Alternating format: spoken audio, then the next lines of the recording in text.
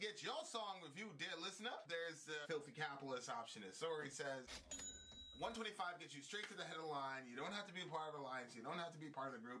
Wait a minute. And the biggest thing is you don't have to wait. You hop, skip, and jump right in front of everybody. 125 gets you there. You do that 3 times, and then get mashed down to the $75 rate for perpetuity. Yes! Also, there is a band review option. So if you've got a band and you're trying to get your band some exposure, hit me up at vinsori@gmail.com, and I'll show you the details about how to pull that off. You can also jump on Patreon, and there is a option on the tiers to be able to get your band reviewed. Yep. Obviously, we can't lie to you, so we can't guarantee a positive review. Get what you get. It's just rubbish. Rubbish. Rubbish. That's British for garbage. My favorite is the community option. $1 at the gate gets you in at Patreon. You get to join an alliance. The alliance joins their points together, and that helps determine what songs that we do. The alliances hang out on Discord. Message me on Patreon to get the link. They do all kinds of other cool things. They do Minecraft, Dungeons and Dragons. Yeah. It's really a community within the community. Anybody can go in the village, facebook.com/Vin and Sori. There's 160,000+ people on the channel. What's cool about the Discord is that it offers a real opportunity for community connection, friendship, that type of thing. And it's on Discord, so if you're not a Facebook person, it's for you. You start off at $1. Right. Plus you get exclusives. Sori and I are working on a song. So the first 15 seconds of that was on Patreon. Also, at $15 tier and above, when we actually debut the video, they're going to be there live with us. There you are, dear listener. Buy our merch. Buy merch indeed. A Charles shall lead them. To buy our merch. Yes, dear listener. Yes, dear listener. Yes, dear listener. We are at the foothills of a Vin stream. Apparently, this is one is like metal for metalheads. Yeah, this is the one for the metalheads. This is the one for the not messing around. The knuckle draggers, dear listener. It's an old school death metal throwdown tonight. While not all the songs are older, they are from some classic death metal bands. It's all pretty much pure death metal. This is a Metalheads metal stream tonight. No mercy. Bloodbath was formed in 1998, Entombed in 1987, and Immolation in 1986. So we're doing the newest band first and the oldest band last. When you listen to Vin and Sori, this is the premier, dear listener, reaction lyrical analysis channel all over of all the 100 billion sites in the internet. You are getting the white glove, white napkin version of reaction channels here, dear listener. Look at the logic. The first, all the way down to the last. The earliest, all the way down to the latest. What y'all know about that? You get metal history in here. You get philosophy in here. You get religion. You get economics. You get everything in here, dear listener.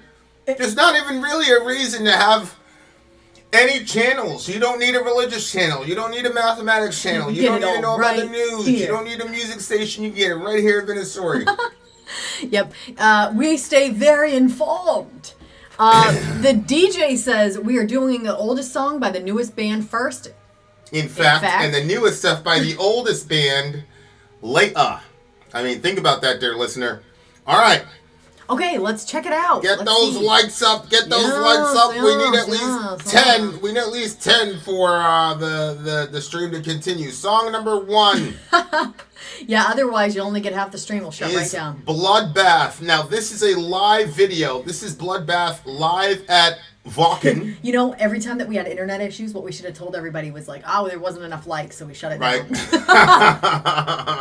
that's what we should have done. All right, first up are a couple songs from Bloodbath. We're doing a very specific live version, which is one of 2 recorded times thus far that this particular frontman played with this band. You will recognize him and also recognize the fact that he is a guitarist and frontman of another very famous band, and maybe infamous according to Vin. Might be one of them Dream Theater people. Okay, here we go, guys. Song 1 from Bloodbath, Ways to the Grave. We're going to do this one live, dear listener. Check it out. We're going to do this one live. Now, this is an entire live performance, so we've got to kind of get... Yeah, we got the timestamp, so we're going to get right to where it is. But the good thing is, it's a live show, and you know how much we love live shows. Yep. So sit back, you guys. Well, it may not be good news, because if they suck live, it's gonna be a long review, dear listener. I doubt And very you highly know- they suck live, but if they Yeah. do, you know I'll say that shit. We can't guarantee a positive review. Can't guarantee a positive review. All right, you guys, let's All right, check here we this go. out. Also, Ben, do you want us big or the band big? Yeah, good Us question. big or the band big? Ben GNG. It's all up to you. We're gonna Just start let us with know. us big, and then if you say you want the band big, we will change it later on. Smart. However, this is Bloodbath, you losers. Let's check them out. Let's check them out. Bloodbath is the band. Vin and Sori are the hosts. He Ways to said the he Grave wants us big in the video small. is the It's a song. reaction Let's check it out. channel. So much.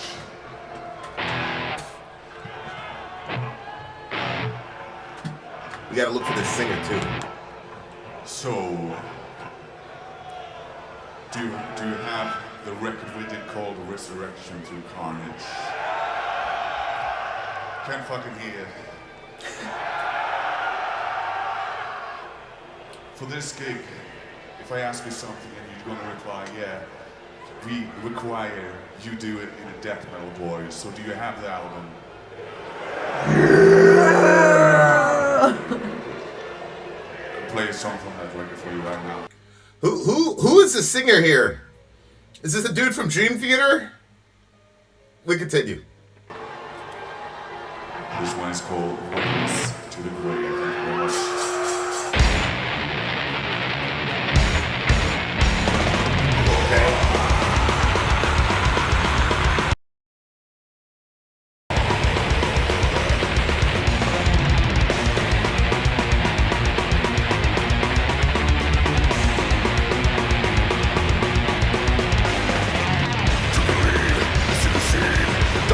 Memories, turn into lies, feel your eyes, the love to lay for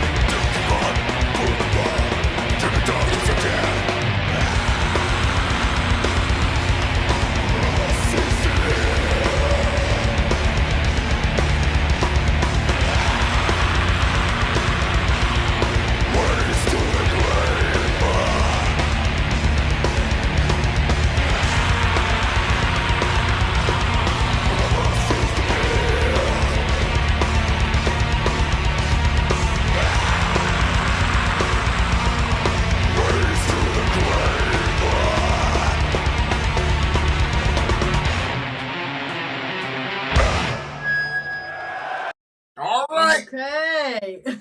Ended exactly at 17:10, which is what I was supposed to do. You followed instructions. 10. Wait. No, stop 17. at 17:40. Oh no! Do not alter, shorten, or Thank you very, very much.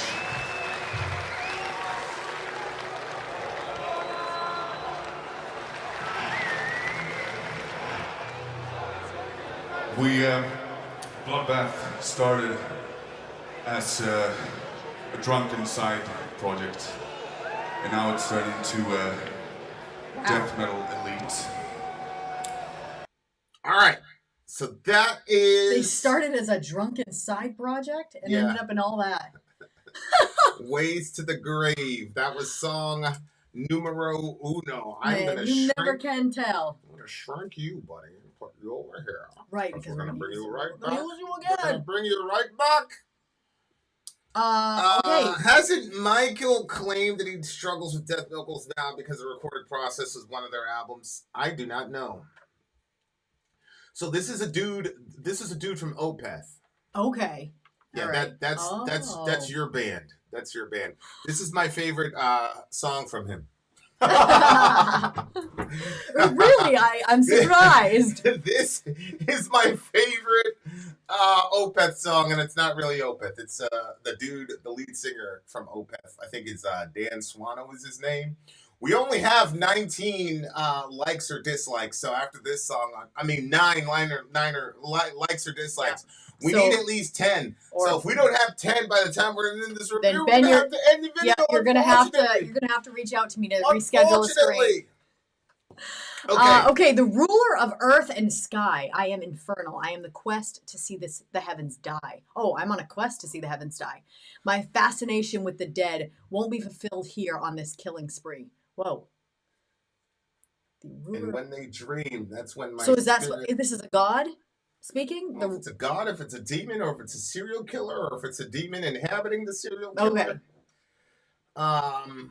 There's a lot of ways we could take these lyrics initially.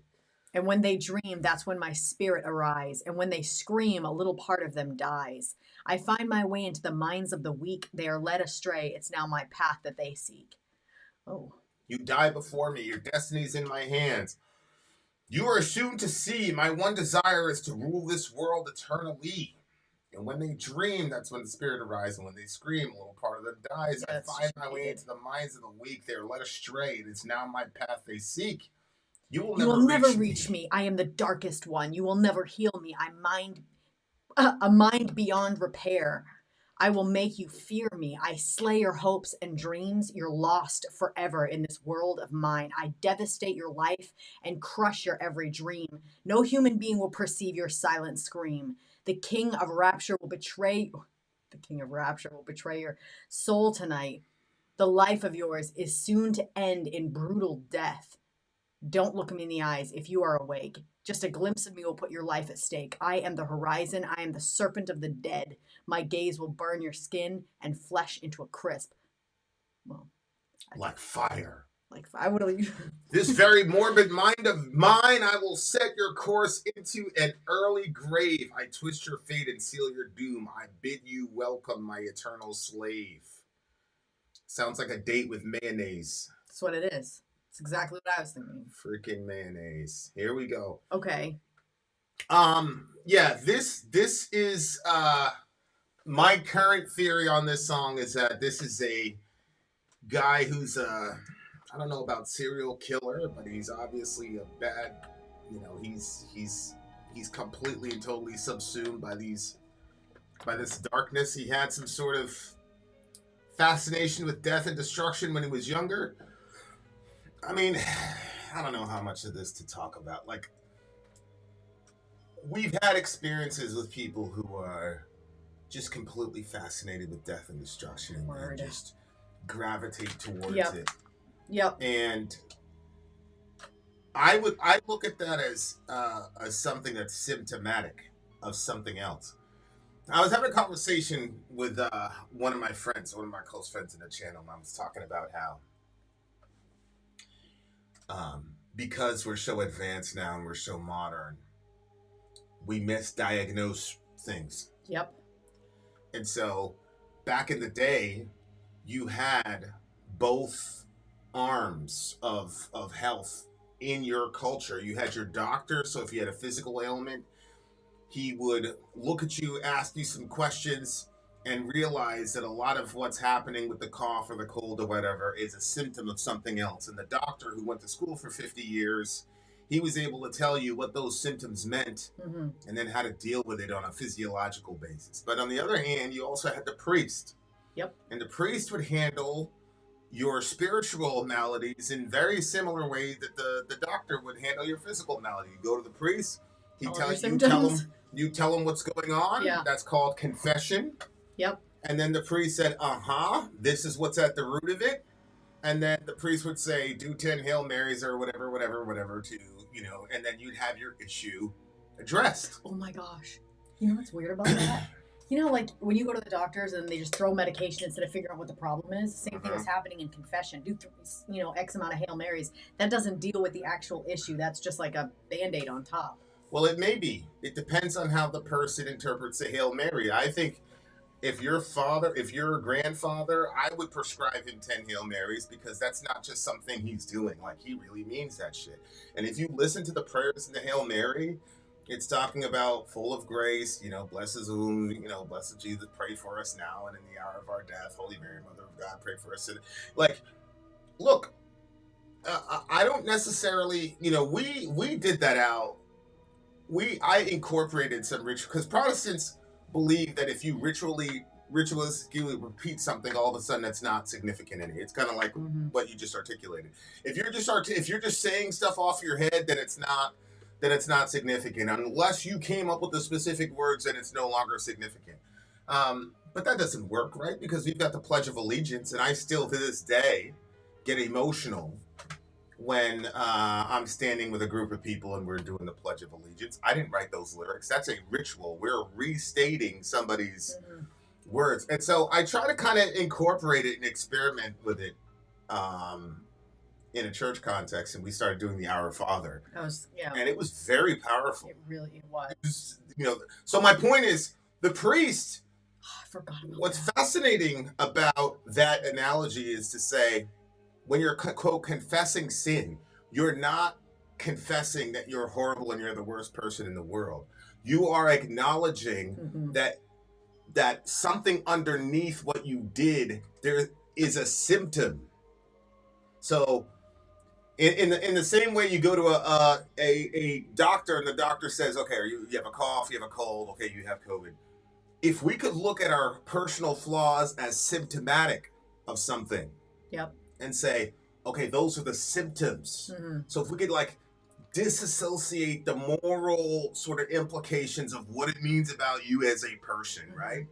And say, okay, you have these kinds of thoughts that lead to these kinds of actions. I've seen this before. This is the problem. This is how we're going to deal with. This is the package of medicine for this particular spiritual malady. And some of that is, ritualism. Whether it's the Eucharist or saying an Our Father, saying the Hail Mary. And some of it is real practical shit, like make amends with your brother or call your dad and tell him you're sorry that you shouldn't have said that, yada, yada, yada, yada, yada. So when I look at this, I go, okay, this is a guy who is obviously symptomatic, right? He's got these violent ideas and he's constantly obsessed with looking at death and destruction and all that other stuff. And once you do that, it's over with. Because once you really buy into that shit, man, you got a lot of problems. Let me see if I can find these. It's a lot of work to get out of that mindset. Find these lyrics. Go ahead. What were you saying? Well, I wouldn't say it's over with. I think that what you mean by that is you're in a really, really bad spot. There is coming back from it. But it takes intentionality. And I think that that's sort of the difference between the ritualistic prayers that become just like murmurs because you're just saying something and you don't even focus on what you're saying anymore. It's just like you're just saying words. And then it's the difference between that and, like you said, my grandfather saying the Hail Mary, because when he's saying it, he's going to put that intention of what is being said. Oh, I see. And what you mean behind it. And I think the same thing is true. If you're this person that's gotten yourself so dark that you want to look at the face of death and you love to look at the face of death, then there is a path out of that, obviously, through Christ, but it is intentionality, and you have to be intentionally trying to find the face of God rather than the face of death.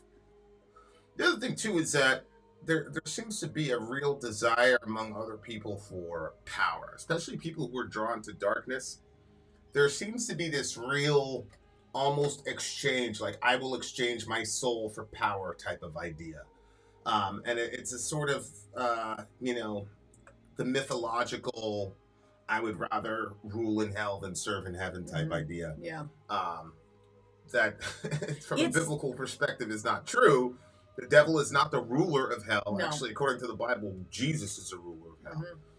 Mm-hmm. Jesus is such a gangster that he's portrayed as showing up at the gates of Hades and snatching the keys, which is basically the title deed to the ownership of that realm, snatching it from the devil and saying, "What's good? What you want?" "Nothing. I didn't think so." And he goes up and he says, "I hold the keys of death and Hades." You want to talk about somebody who's like really trolling their ops? You can't get worse than Jesus trolling his ops. Yeah.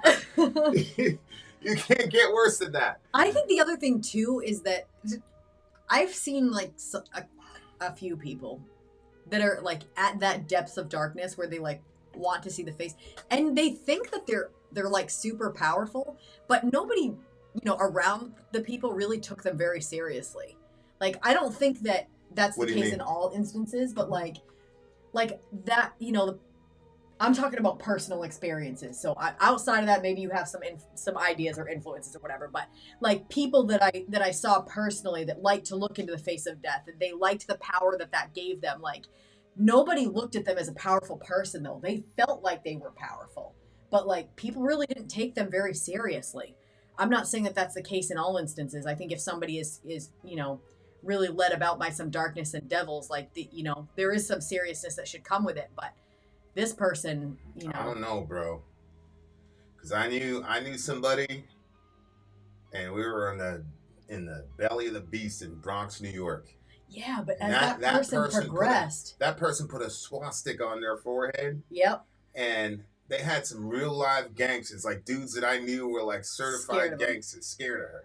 But then later on in life, like they were still trying to be like dark like that and say all those dark things, and people were like, Yeah, that's because those people didn't really understand. Because those people came from environments where there was no bloodshed anywhere. Oh. You know what I'm saying? But where we were from, they absolutely took that person very seriously. And if they didn't, I am certain folks would have died. I'm certain of it. They were right to take her serious because that's the time that she was on at the time. Okay. So, like, I get it. People don't take, but see, I always take those people seriously because the thing is like 10 of them are crazy. 10 of them are, pretenders or whatever, but one of them is real and one of them is going to kill 20, 30. Like we just had it a couple months ago in this state. You see what I'm saying? Yeah. Yeah. Yeah. And the other thing is, Emily in the house, the other thing about this whole situation is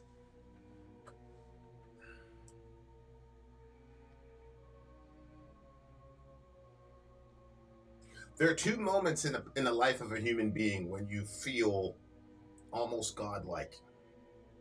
And one is at a birth, and the other is at a death. When it's always crazy. Like we talk about this, and I still can't like wrap my mind around it. That there was a time when Seneca was not. Yeah. And it's mind-boggling to me that like he did not exist. There was nothing about him, his personality, all around. But now he's here, and he'll never not be here from a Christian vantage point. And the dynamics of seeing that emerge, because he's kind of like this hidden thing. You know what I'm saying? I mean, we have ultrasound and all the rest of it, but we all know that doesn't do justice to what an actual baby is. But like seeing it happen, like seeing that emerge where he was just an idea in my mind, or he was particles and cells, or He was the combination of these two fused gametes, whatever you want to say. Like, it is a really, especially the first time, a really powerful moment when you see that life emerge and you know that you are the cause of that. The other side of that is, you know, you hit somebody and they're bleeding out, and that's a crazy, the sense of like the divine sort of power that this person's life is in your hands, and you are deciding that it's over for that person. That you're never more like God and less like God in that moment. That's a so when he line. says, "You die before me, your destiny is in my hands, you're soon to see my own desire is to rule eternally," there is the connection. What is the connection between one person being killed and like ruling the world? Like, those two don't seem to be very connected, but they are connected, because there's that Jewish proverb that says, if you've killed one person, it's as if you've killed the whole world. And if you've saved one person, it's as if you've saved the whole world. And so when you kill a person, that power that you feel, that's one of those like really unspoken parts of the whole situation, which is one of the main reasons that dudes come back and they're extremely traumatized by the shit that they did. Aside from the moral ramifications of, oh my God, I killed a person, there's also the unspeakable part of it, which is you felt like God, and there was like a rush when you had this ultimate decision over this person's life, which is obviously an epistemically impossible thing to reconcile within yourself, and a lot of people can't deal with that tension, and so they you know, they take their own lives. But it's a hell of a thing, man, when you send people, and I've known a lot of dudes, like the first time they were issued a service pistol or whatever, like, it's a common thing. Dudes will take it out, load it, and put it to their head, because they're like really trying to figure out, like, yo, really, I have this massive power to affect, you know, another. It's a big thing. There's a lot of shit people don't talk about. But like, that dynamic is one of them. It is a major one, you know. And when you look at the backgrounds of the people that sign up for combat MOSs, it's really it's a whole thing. But my point is, like, this song is crazy to me because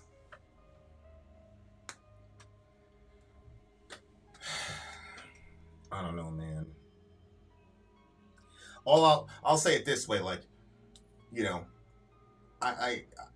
you research on what these Chicago kids were doing and the kind of things that they were doing, and they were, you know, you had kids, 17, 16, 17-year-old kids, shoot somebody, drop them, and then stand over them and pump a bunch of bullets into them. People are like, yo, man, those people are sick, blah, blah, blah, blah, blah. But then I'm like, I remember specifically celebrating people that did that. Just in a different different context. So it's like, this context, it's okay because our country has sanctioned it. It's okay that you hit that dude and paralyzed him, and now you stood over him and shot him in the face 9 times. Now you're like, oh wow, you did your job. Yeah. But then this same person does it over here. It's the end of it. Like, especially. Go ahead. Yeah, and then they say these kids are sick, they're horrible, blah blah blah blah blah blah. And of course they're sick and horrible, but they're sons of America, man. Yeah. Like, this shit is not, you know. So and that's why, like, one of the things about like the gun culture in this country, like, that's one of the things that people from outside this culture don't understand. It's like, it's not like the guns in Australia where like there was a mass shooter and then the Australian government just went and took everybody's guns, and then unless you're in the outback or something, you can't get a gun. Like, that is not how Americans are taught to look at guns. The gun is a symbol of the freedom and the ultimate power you have as an individual American, so that you cannot be oppressed by your government. And prior to that, all of human history was the government was essentially the stand-in for God. So, and that's why you have emperor worship and all the rest of it, because the state was a stand-in for God. But Americans are taught, man, this gun right here made us equal to the gods. And it made it so that those gods couldn't come over here, and now we're the gods here. And so now if you have that kind of power when you're holding a little 9mm, what do you think is happening at the highest levels when we've got, ICBMs, all types of shit? Yeah. So like, we're looking at this song and going, man, this guy is really sick, blah, blah, blah. Listen, the worst somebody's going to do is kill 25 people if somebody like takes this song and takes it literally or whatever. That's about a 15-minute incursion into Syria or whatever. You see what I'm saying? Yeah. So it's like, it's a really weird kind of thing, because it's like the people that certain subcultures celebrate, if you phrase it in just a little bit of a different circumstance, it looks terrifying and horrible. And yet, you got dudes walking around with ribbons and shit for doing shit just like this, and feeling that sense of I'm God in this moment, and knowing that you were not righteous when you were killing that dude, like you were playing God, but then everybody else is celebrating you for doing this shit, man. I was listening to this thing where it was like talking about how I think it was Christopher Columbus, I guess, when he was writing about what color the ocean was, he called it like wine, like he compared it to the color of burgundy, like wine. And it was just like, but it was talking about like perspectives, I think, like throughout time and history and stuff, and how we see things, and we see these things a certain way because of when we've come up. And like that situation, what you're just talking about, you've got in one context, something is okay and is celebrated. In another context, it's like looked at as like this horrible thing that just happened, like what just happened. And it's like, it just kind of makes you, I was thinking, because after they were talking about that, they put up a picture of a bunch of different people. And I was looking at all the different people, and I was thinking like, yeah, like as history progresses, like at the end of the day, all we are is people from the start of our lives till the end of it. And we all have our opinions and our thoughts, and we base our opinions and our thoughts based off of the experiences we have. If something happens to us as a kid, then we think something else is really horrible. If this doesn't happen to us, then we're going to overlook it over there. But like at the end of the day, we create standards within ourselves, and we assume that we're right. And we'll tell people, you're right, this is good. Who are you? Who are you to tell the person in the one context that what they did is good and give them a ribbon, while judging the one in the other context? And I don't know, like that, it was a crazy thought to be like, why do we care so much about what anybody else has to say about anything when everybody's basing their opinion in the same stuff? Like we have to have our opinions grounded and based in truth and reality, not in the opinions and thoughts of everybody else around us. Like, but yeah, that's just an example, like with the death thing.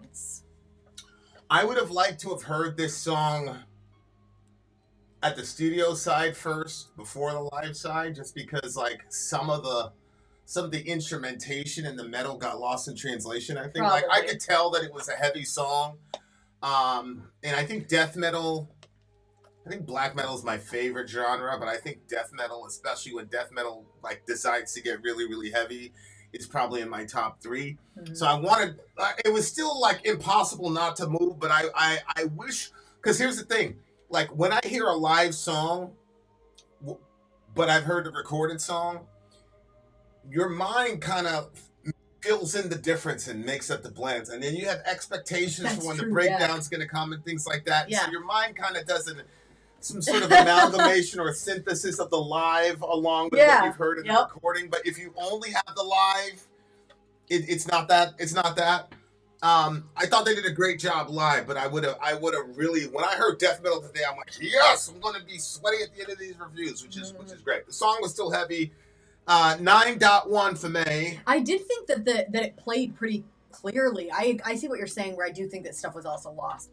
But I also was like, semi-impressed with the way that the sound came across. It seemed pretty clear. It didn't sound like, a live show can sound like the sound is very lost. How fucking pretty you are on this camera right now. Well, thank you. It's so funny to me. Kind sir. It's so funny to me. Like, I saw you like do your little eyelash thing or whatever. It's not a lot of makeup, guys, and it's literally like just a light here. Like it's so funny to me how fucking pretty you are. Okay, 9.1. I'm gonna give it a solid 9. Solid 9. All right, there, listener. We're going. What a simp no. you have no idea. We're going right back to it, dear listener. We're keeping that record up. We're starting for song 2. The name of the song 2 is Like Fire. Like Fire. By the same band, Bloodbath. Live vid for all. Don't stop until. Don't worry about that. I actually like the production on this live better than the studio version. Adrian Dominguez! Hey! Good to see you, Adrian Dominguez. Song number 2, losers, Bloodbath. Pay attention. Pay attention. Listen all the way through. This is going to start at song 22 minutes. Like Fire is the name of this song. Like Fire, dear listener. Ben said Like we have to have the live for this next one. So. It's got to be live. The live is apparently better. Better than Emily. than the regular version. Yeah, that's why I thought I had Indian in me. Sori's, That's what was always told. It was the high cheekbones. Sori's cheekbones should have subhanallah. Yeah, I agree. And it's not even, what is it? You're doing ACV, but you're not doing ACV regularly. Not like me. I'm doing that shit religiously, and I look like a fucking ogre. But no, you look nice. You look very good. All right, guys, here we go. Like Fire. Let's get right back into it. Let's go. DJ Ben in this bitch. Enjoy this. We played here back before with my other band, and they're always great support from you guys. His Thank other you very band, much. Opeth. We are going to continue with another track from the Resurrection to Carnage record. This is a headbanging track, so that's what I want to see from you guys, okay? No, you answer me in death metal voice, please. High He pitch. certainly knows how to work a crowd. Higher. Down I you can't wait to feel. watch you run a crowd. Very, very good. This one is called Like Fire.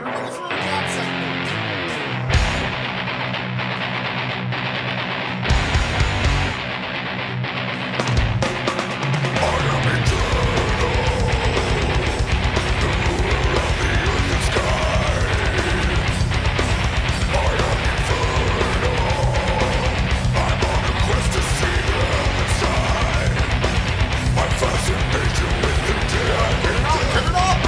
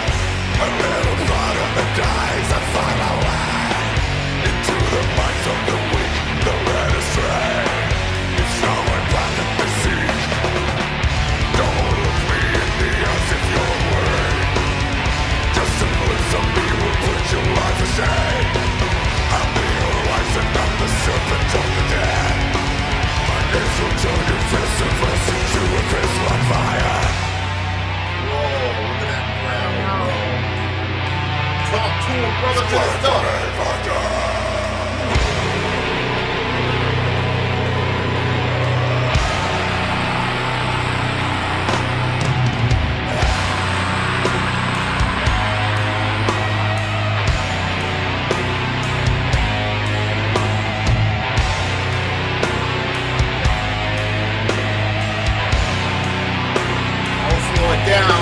Down.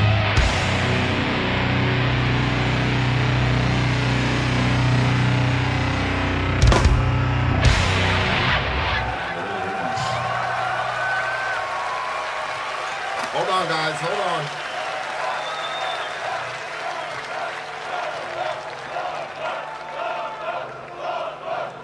As you can see, Bloodbath. we forgot to do our laundry this morning. But then again, we look fantastic. Thank you very much. Playing out a fast fucking track from the latest album that Peter obviously was the singer of, so I'm gonna try not to fuck it up too much. Are you ready for a fast song? No, definite voice. High pitched. Danny Filth. Danny Filth. Bastard song. Danny Filth.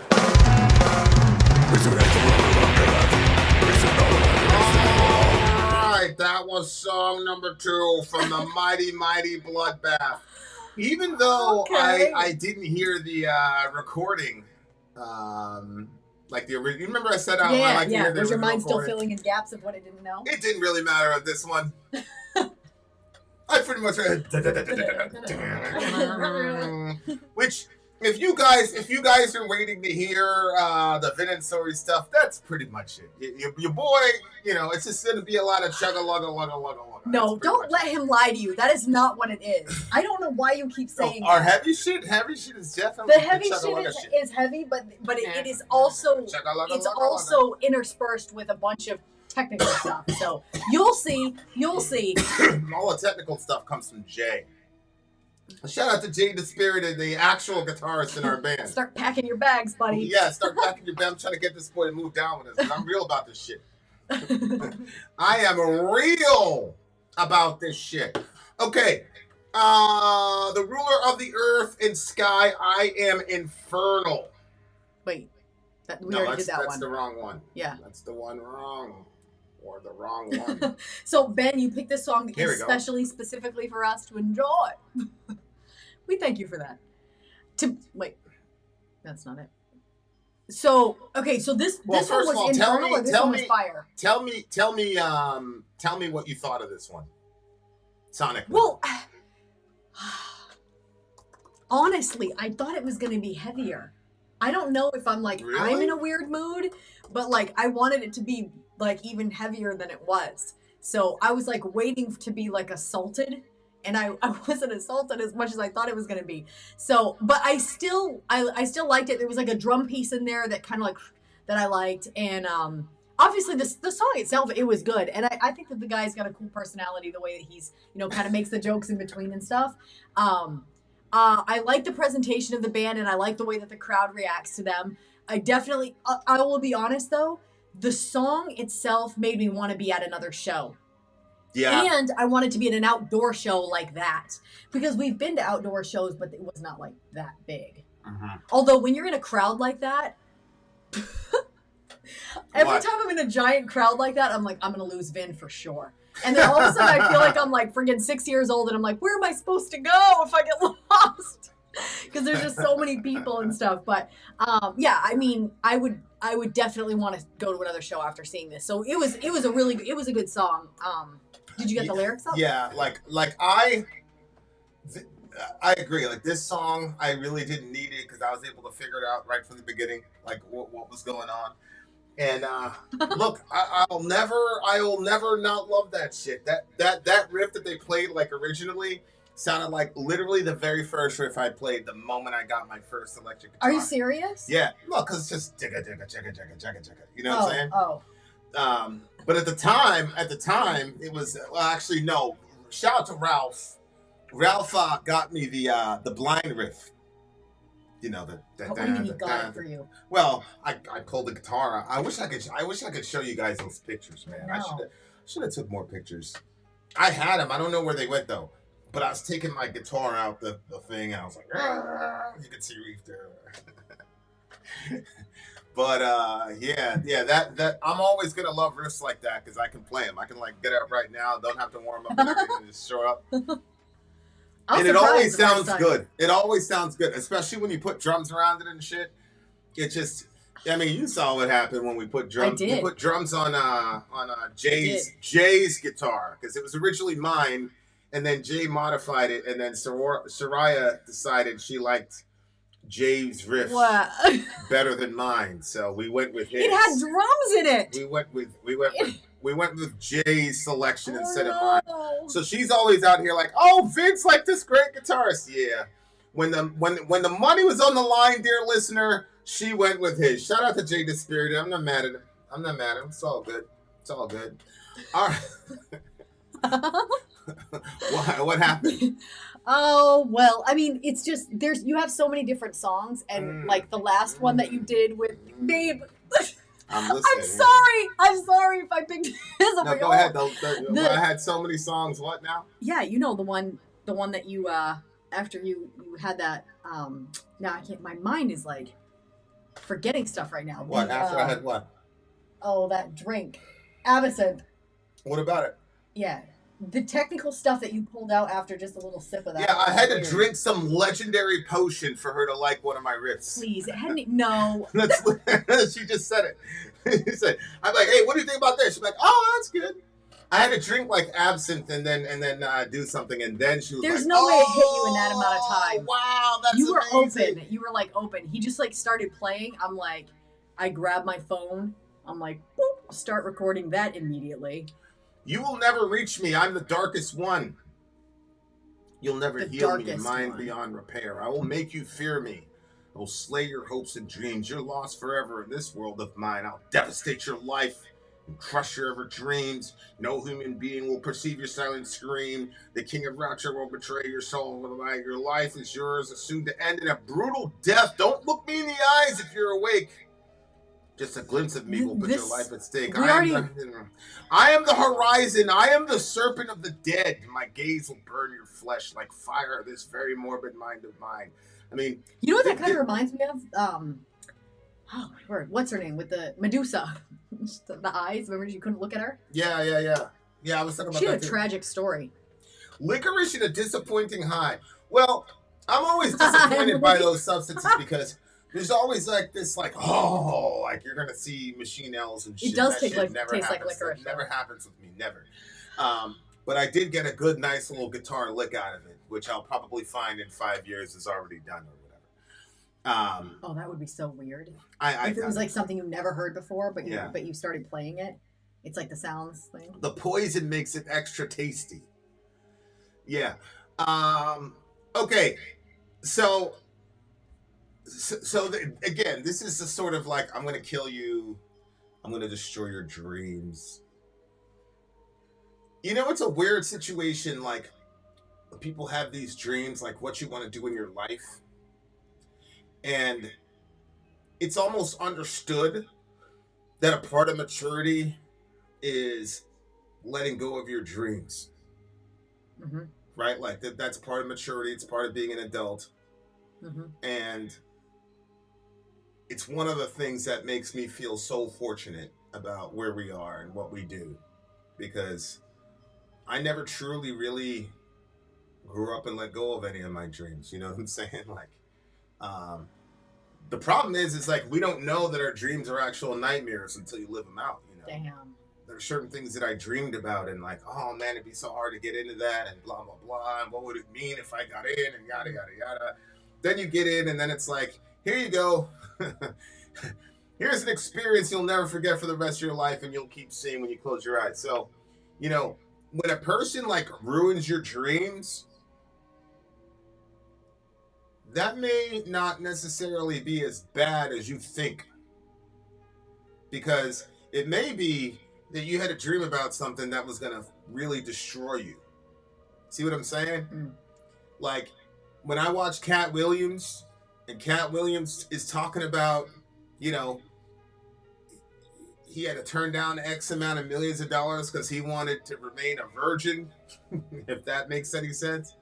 Right. Like, then you start looking sideways at all these Hollywood people, because it's one thing to hear conspiracy theories and all the rest of it, but it's another thing to see a guy who was an insider but still is an outsider, just like. And I think that's one of the reasons that the interview he did went so massively viral, because it was really the first time, because you're always hearing like the conspiracy theorists on the outside saying these Hollywood people are crazy, they're whack jobs, they're insane, they're all pedophiles. It's one thing to hear that from Alex Jones, but to hear it from an insider who has had mainstream success, who's talking to another guy who has mainstream success, for that to come out like that, that's where the thing went massively viral. And so my point is, like, there's been a lot of child, you know, I had a dream of becoming an actor or an actress and I just didn't make it. And they're walking around believing that their dream got taken from them, when in reality, that was God protecting them from a nightmare. Jeez. So it might be the person that's out there trying to, like, destroy your life and fuck up your dreams is actually helping you in ways that you won't even realize this side of eternity. Wow. So he did. He did. Like, he named names. He named Puff. He named Puff, who was one of the, he named all the comedians, Steve Harvey, all the rest of those guys, which I agree. The Steve Harvey stuff was more of like, you stole my material. Yeah. The Puff stuff was like, you sick motherfucker. Like, that's the, and you know, Puff also got Me Too'd by one of the girls he was abusing. She's suing him for $30 million. He did all types of horrible shit to her, made her do all types of crazy shit. Yeah. And of course, like, you know, took pictures and videos of it and all this shit. And finally, one of these girls stood up and said, I don't give a fuck if you leak the pictures or whatever. I'm not going to let you get away with it. Shout out to Shorty. Good for her. Shout out to Shorty. Yep. But like, yeah, I was looking at that thing where he's talking about like the dreams, like shattering dreams and destroying your dreams and things like that, and being like, and thinking to myself, like, what were I've pretty much lived every single dream I've ever thought of in my life, aside from being a rock star. Like, literally everything that like I've accomplished things that are harder to accomplish than being a rock star. Like, we've been out there, like, you know, when we got there, we were like, oh man, this shit ain't. Backstage, like, I'm not sure if it was like, here's the catering area, with all these famous people sitting around. We literally walked by the dude from Alice in Chains on the way to go see Head play guitar. Yeah. Literally, like, I was like, literally this. So Sarai didn't even know who he was. I was like, yo, that was. I'm not sure, like, you're like, oh, you're so lucky that you got to go backstage from the very beginning of going to shows. I'm not sure if that was like, that's like seeing behind the scenes of Disney when you first see Disney. You know what I'm saying? Like, I saw behind the scenes, I saw like what all that was. So it changes it. Like, it takes them off of that God status, because it's like, oh, well, I mean. Yeah. I saw that. Yeah. And so, like, if you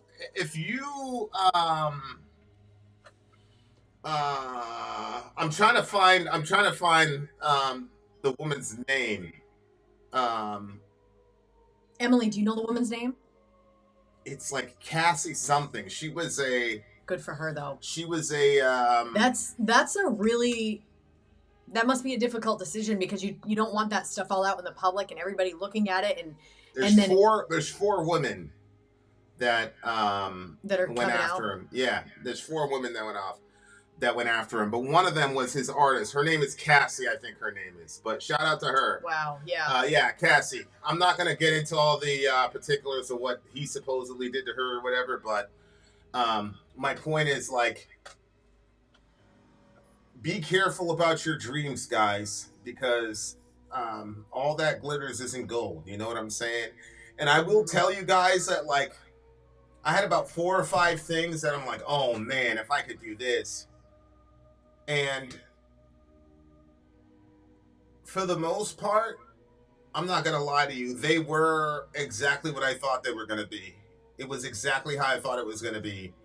But the cost of what it costs me to do those things, I did not know. And I don't know what I would have done if I'd had to do it over again. Relative to, I'm being, obviously vague here, but on any one of them, I don't know that I would do the same thing because of just the cost, whether the cost to me personally or the cost to my kids. So, and to me, that makes me a terrible person, because what I should say is I absolutely wouldn't do that shit again. Look how much it costs my kids, but I don't lie about shit. So it does make me a terrible person. It puts me, it's one of the reasons why I loved Tom Brady so much, but at the same time, it's also one of the reasons that him coming back for that last season was very important for my personal history, because it kept me from making some really stupid decisions. So shout out to Tom Brady. It's always better to learn from the foolishness of your brother instead of your own. Regret? I wish I could say I regret it. You know what I'm saying? Steve, I wish I could say I regret it. But I don't. Because it's what I wanted to do. You know what I'm saying?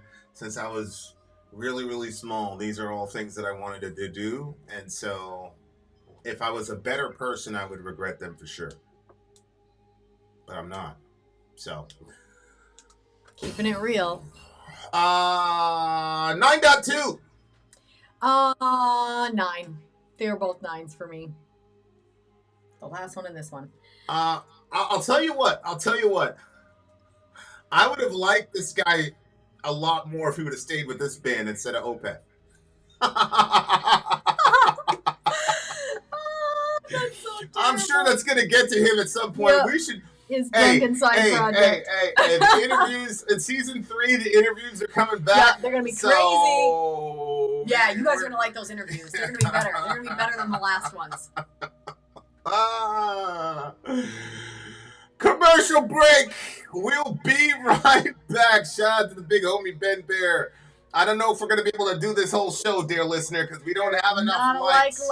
We better not get enough those gas lights in the up. gas tank. Oh no. If I knew how to speak, I think it's Cyrillic. I would translate that for you beautiful people.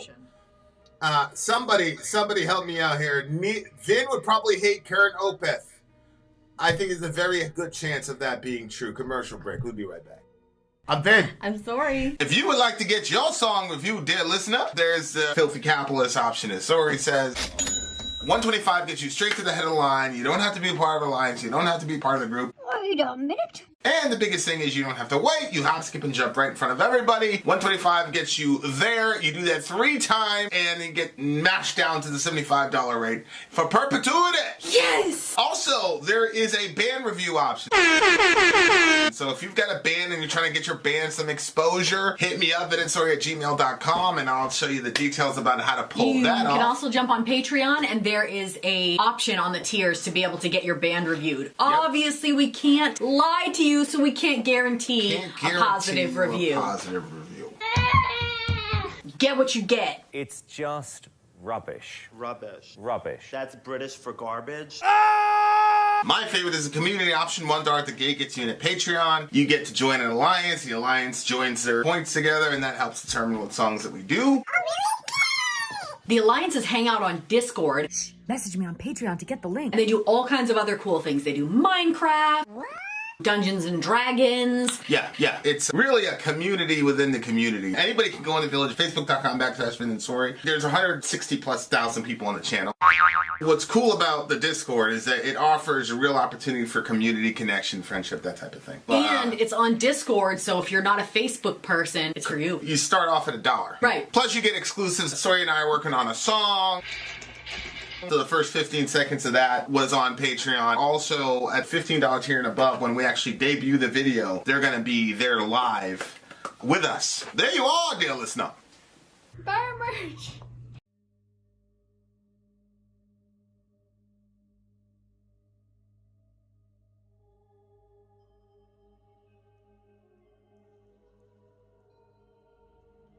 Breaking up with you, okay? Please stop crying. I'm moving away with your auntie. Oh, I'm sorry. Yeah, it's my stomach. The doctor said it's explosive diarrhea. It's disgusting. I don't know what I'm going to do. She thinks I'm vegan. I've been eating meat for 3 years without her knowing. I don't know what I'm going to do, oh my God. I don't know what I'm going to do. I ran over my next neighbour's cat. I've had to bury it in the garden. I know. No, I'm in so much trouble. She thinks I go to the gym 3 times a week. I've really been sleeping with her cousin. I don't know what I'm going to do. My girlfriend's asked me to marry her. Thing is, I'm already married. And she don't know. I don't know how I'm going to tell him.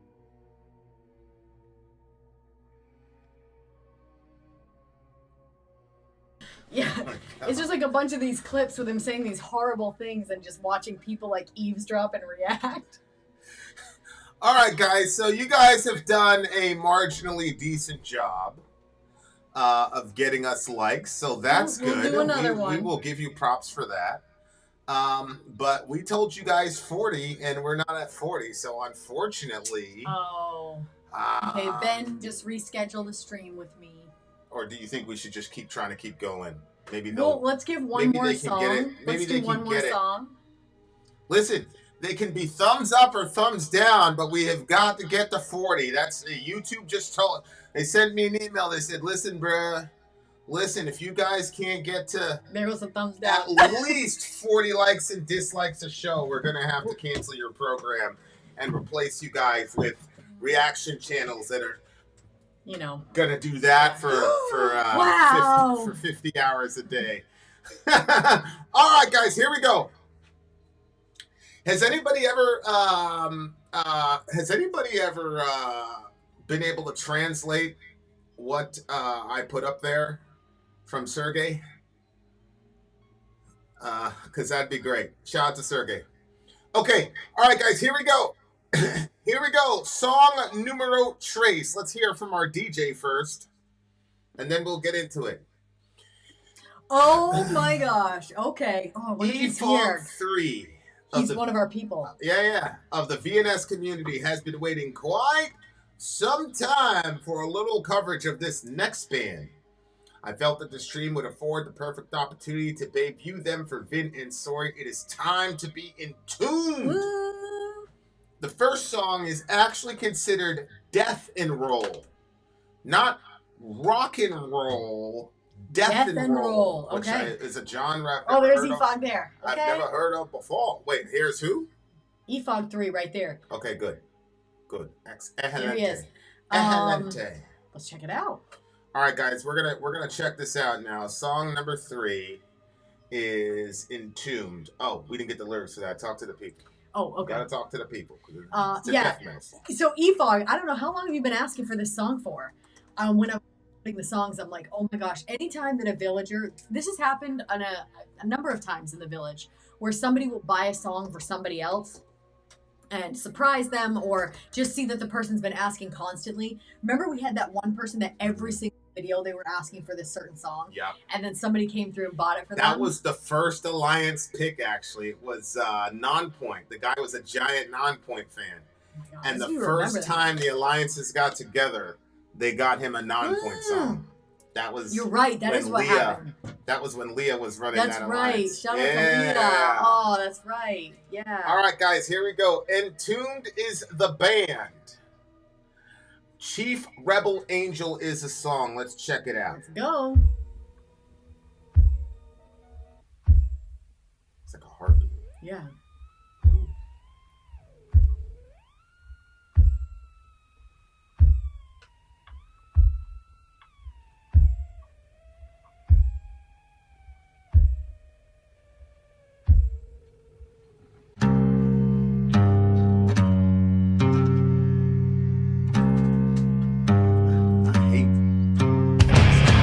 Spooky. Yeah. Like a cottage in the woods and shit. That's what I was thinking.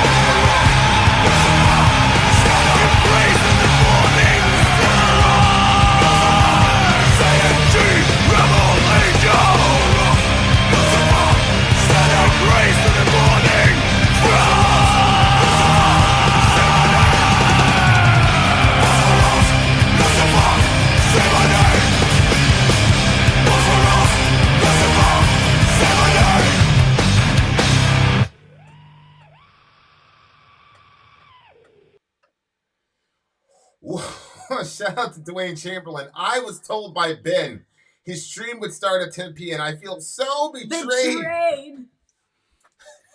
You must keep constant vigilant on the Discord for time updates, Dwayne.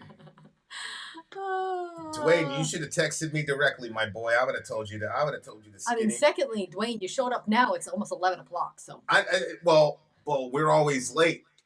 So he's probably like, oh, I'm going to miss the first song. We good. Oh, man. Yeah, he's betrayed. He's betrayed by those he trusted the most. Yep. They betrayed you, Benji. Look, I think he translated it for you. The Black League, Cold Women, and Warm Beer. Cold. No. Oh, boy. All right. I think this song was an ode to Lucifer, right? That's what it looked like to me. It's what it looked like. It looked like he was giving his propers to the morning star. Interesting. I already copied these lyrics, but I'm gonna have to copy them again. This is gonna be an interesting review. First of all, this was for SGS? No, this was for EFOG. Okay. First of all, this is my kind of song, man. Oh, in what way? The sound? Yeah. And like the way I'm a very big believer that if you can make the the verse lines like really good to listen to, that you've got an all-time song. Okay. And that's why I think the vocalist from Alice in Chains is one of the top greatest of all time, because to me his vocal style, anytime you got to when he was doing the verses, it was always something amazing. So this was kind of like that, and then I'm like, there's got to be some limits here. This is a fucking ode to Lucifer show. Like, I'm not gonna sit there and be like, yeah. It's like when we gave the first Behemoth review like a 6. We gave it a 666. Yeah. Like, I'm not giving these motherfuckers. Yeah. Okay. All right. Yeah. I'm like, this is about intentionality. I'm not saying. I was like, fuck this. I was like, nah, I ain't doing this shit, man. I ain't dancing around to the fucking devil. Fuck that shit. That's like when we were at that show and they were like, we were at the Behemoth show and they said, "Hail Satan." Yeah. And then I was like, nah, hail Jesus. I was like, And then what's his face saw us like two songs after he gave us our props. Yeah. Hey guys, we're at 39. We got 36 dislikes and we got 36 likes and 3 dislikes. So all we need is one more like or dislike to keep going, because YouTube was blackmailing us. All right. Now let's go. Down here on the ground since it all began, experiment in moral and behavior. In spite of all imperfection, I'm a fan of man. The worm is my rose too. So why phosphorus as opposed to sulfurous? Because phosphorus is still bright, but what's interesting is, and I think you know this, Middle Earth, we use phosphorus in war, right? White phosphorus. Okay. So it's bright, and from one perspective, it's aesthetically pleasing. Okay. If you see phosphorus just by itself, or like if you shot phosphorus, and it's beautiful, but when you come in contact with it, it'll set you on fire. It's a horrible, horrible way to die. Really? Yeah, white phosphorus is. So that is a very apt terminology to use for the devil. Because it says phosphorus. Oh, that's really good. Yeah. He says phosphorus before he says Lucifer. Yeah. And I think that's the reason why. If he would have said sulfur, 1, that would have been overused. And 2, this guy's style of Satanism is to be more subtle. Because he says, don't get too cocky. Keep yourself small. Don't ever let them see you coming. Mm-hmm. So the scripture says, I think it's 2 Corinthians around 5, where it says that Satan camouflages himself as an angel of light in order to deceive people. Yeah. And so there is definitely the sulfurous aspect of the devil, but you can smell him coming from miles away if he shows up in the sulfur manifestation. But if it's phosphorus, it's light, it'll attract you. For example, if I set off some light phosphorus, or I deploy some light phosphorus at night, it's going to immediately attract your attention. And if you don't know what it is, you're going to go to it. Wow. And so it makes a lot of sense. Oh, is that true, Jason? Lucifer to be manifested as, they were dropping white phosphorus in Gaza, which is a war crime. That's correct. isn't it now war crime to use white phosphorus? Yeah, back to back. Yep. Yes. And the same person that's motivating the lyrics in this song was also motivating the white phosphorus in Gaza. That's a fact. Yep. So this song is lyrically really on point with a satanic understanding of how this guy, to me, has a much better understanding of the machinations and operations of the devil than pretty much everybody in metal and 95% of Christian sort of projections of how the devil operates. Because if you look, and he says, the like, beginning line, did you think was interesting? Down here on the ground since it all began? Yeah. So I'll just kind of throw this in there. So in the scriptures, it talks about Satan and how he deceived Eve in the garden. And a lot of times people picture that it was just like this kind of snake that's kind of like slipping through, and she was like listening to a snake talk to her. But if you look in some of the earlier writings, it was actually like a serpentine angel that was very powerful, very beautiful, and very influential. And after the curse, that's when it says that he's going to have to crawl on his belly for the rest of his life. But when he's introduced in the scriptures, it calls him the beast of the field, almost like demoting him and starting it out where you don't take a lot of respect for him, because it was like, oh, the beast of the field. Like, and in this, I know that they were trying to, this song kind of like is trying to like, it's an ode to Satan, basically, you were saying, but it says down on the ground since it all began. I just thought it was an interesting way to start it, because that's exactly what the scripture does, where it starts telling him like he's a beast from the beginning. But this one is saying down on the ground since it all began, because from the beginning, that's how we see him, just crawling around about on the ground instead of being like this amazing creature. Like Eve saw him as this amazing creature, but everyone after that saw him as that crawling serpent. Yeah. Eating He's dust. called a guardian cherub in Ezekiel.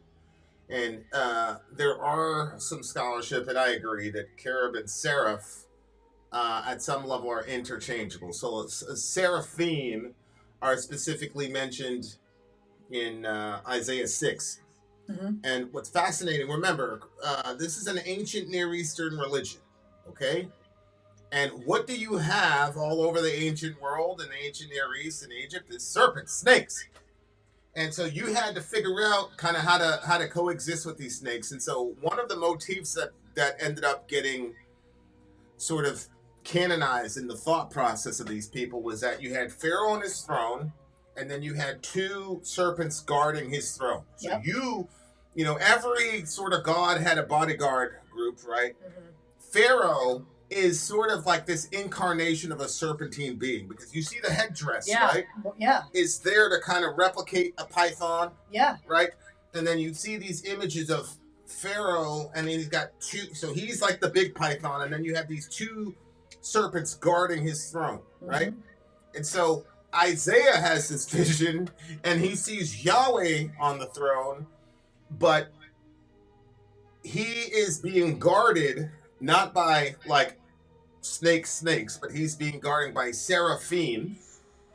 And the seraphim, the literal title for seraphim is burning ones, the burning ones. And so they have a serpentine appearance.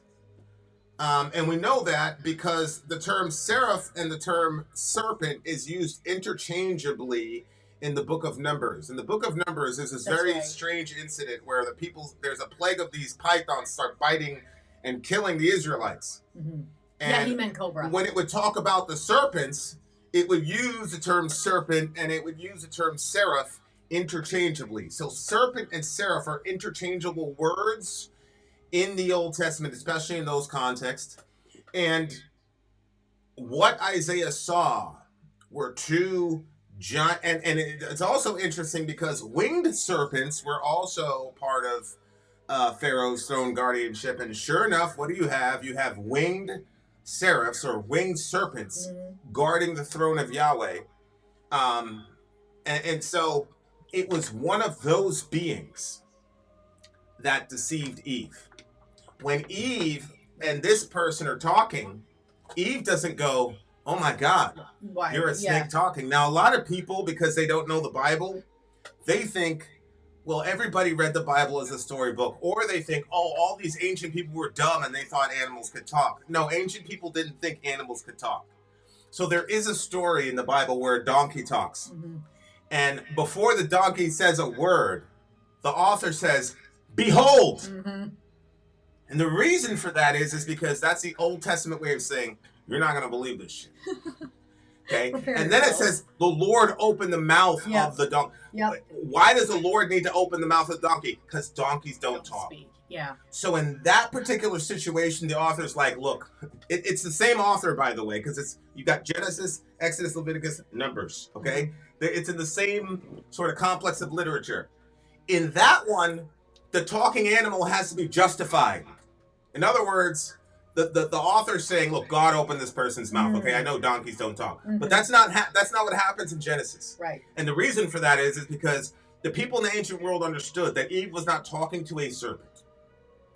She was talking to a seraph, okay? And whatever you see on the earth is simply an image of something in the other world. So we are images of God. Yep. Okay? God is not a man. God is not man-like. We are God-like. Right. So seraphs are not serpentine. Serpents are seraph-like. Does that make sense? So when Eve is talking to this being, she is not thinking, you're a snake, I'm listening to a talking snake. And it also makes sense why she would take spiritual advice about God from that particular being. Because Why? they were the closest, right? Because they were the closest, correct. The Garden of Eden was actually a mountaintop garden where gods, lowercase g, and men would interface with each other. And both groups were called the sons of God, and then you had God the Father and the Trinity as the head of this family. And so God had a material family of sons and daughters of God, and he had a spiritual family of sons, right, with the angels, and both of us were supposed to coexist. That's what Eden was. Okay? So when you're hearing about the serpent and all the rest of it, she's not talking about a talking snake. She's talking about a powerful, mighty seraph who she would have looked upon as an advisor, somebody who is holy, close to God, that could explain things to her, etc. And that's the reason why she has no problem having this discussion, because I'm sure they had previous discussions about this shit, about a whole bunch of other shit that he was right about. Right, 100. Yeah, that's true. But when you look here, it says, I am in spite of all imperfections, I'm a fan of man. And that's a really fascinating text, because that tells me that the kind of Satanism we're talking about here is Satan as an archetype of rebellion, and the guy that's really been on the side of humanity, right? It's kind of like this Promethean thing, like, why are you trying to keep all this knowledge from us? Why are you trying to impose your view on us? Satan then becomes the archetype of rebellion against unjust oppression, if that makes any sense. Okay? Yeah. So these people don't necessarily believe that Satan is a literal being, but they do believe he's an archetype of what it means to have self-will and rebellion, that type of thing. Yeah. What we would need. Yeah. I think we need. Many my names, but one and the same, chaos being in the everlasting flame. See, there it goes. You know how many times we've seen that in a song where it's something that's like specifically like Satanized, and they talk about chaos? Yeah, and then you have it at the beginning of time where everything was, and then God brings order to it all. Like there is, I do think that is something to pay attention to, like how well or poorly you take care of your own body. As in, is it chaotic? Like you don't brush your teeth, you don't make your bed, you don't comb your hair, you don't do anything for yourself. Like, like I think that also kind of like tells us like the state of like kind of where we're at. Not that I think that the outward appearance is a telltale of what's going on internally. Well, there's a branch in Satanism. The dude from Vatane, and I think the dude from Death. There's a brand of theistic Satanism where chaos is like the ultimate goal. You know how like we're bringing out the kingdom, they're bringing out chaos. No, thank you. Yeah. Phosphorus, Lucifer, stand up and praise. Wait, it's a strategy? Like, do they sit around and strategize how they're going to make the world more chaotic? No, that's just the goal. That's a telos. That's where we're going. Okay. Because I think you need God for order. Yeah. You do not need God for chaos. But order is inexplicable without a purposeful mind. But chaos You don't need a purposeful mind for that. But then the next question becomes, how can you even understand or appreciate what chaos is unless you already are operating from the standard of order? So it's impossible for you to escape God. But let's just continue and pretend that your upside down crosses are accomplishing that. We continue. Phosphorus, Lucifer, stand up in praise of the morning star. Lucifer's called the morning star in Ezekiel and Isaiah, I believe. And there it is, your chief rebel angel. Chief rebel angel, Phosphorus, in praise of the morning star. Don't get too cocky. Keep yourself small. We already talked about that. You know, that if you're the devil, you're not going to show up in a pitchfork and all the rest of it. You're not going to show up in sulfur. You're going to show up in chaos Gnosticism. Yeah, I think so. Chaos Gnostic Satanism, some shit like that, yeah. That's a really interesting line right here. Don't get too cocky, keep yourself small. Yeah. Because, you know, Satan's number one issue is pride. Yeah. And I've been saying this over and over again, that there is a godly way to do everything and a satanic way to do everything. Yep. There's a godly way to love someone and a satanic way to love somebody. Yep. Right? Like, we were out there one time and this dude was talking about how this mom gave her son a steady, you know, dose of heroin because she loved him.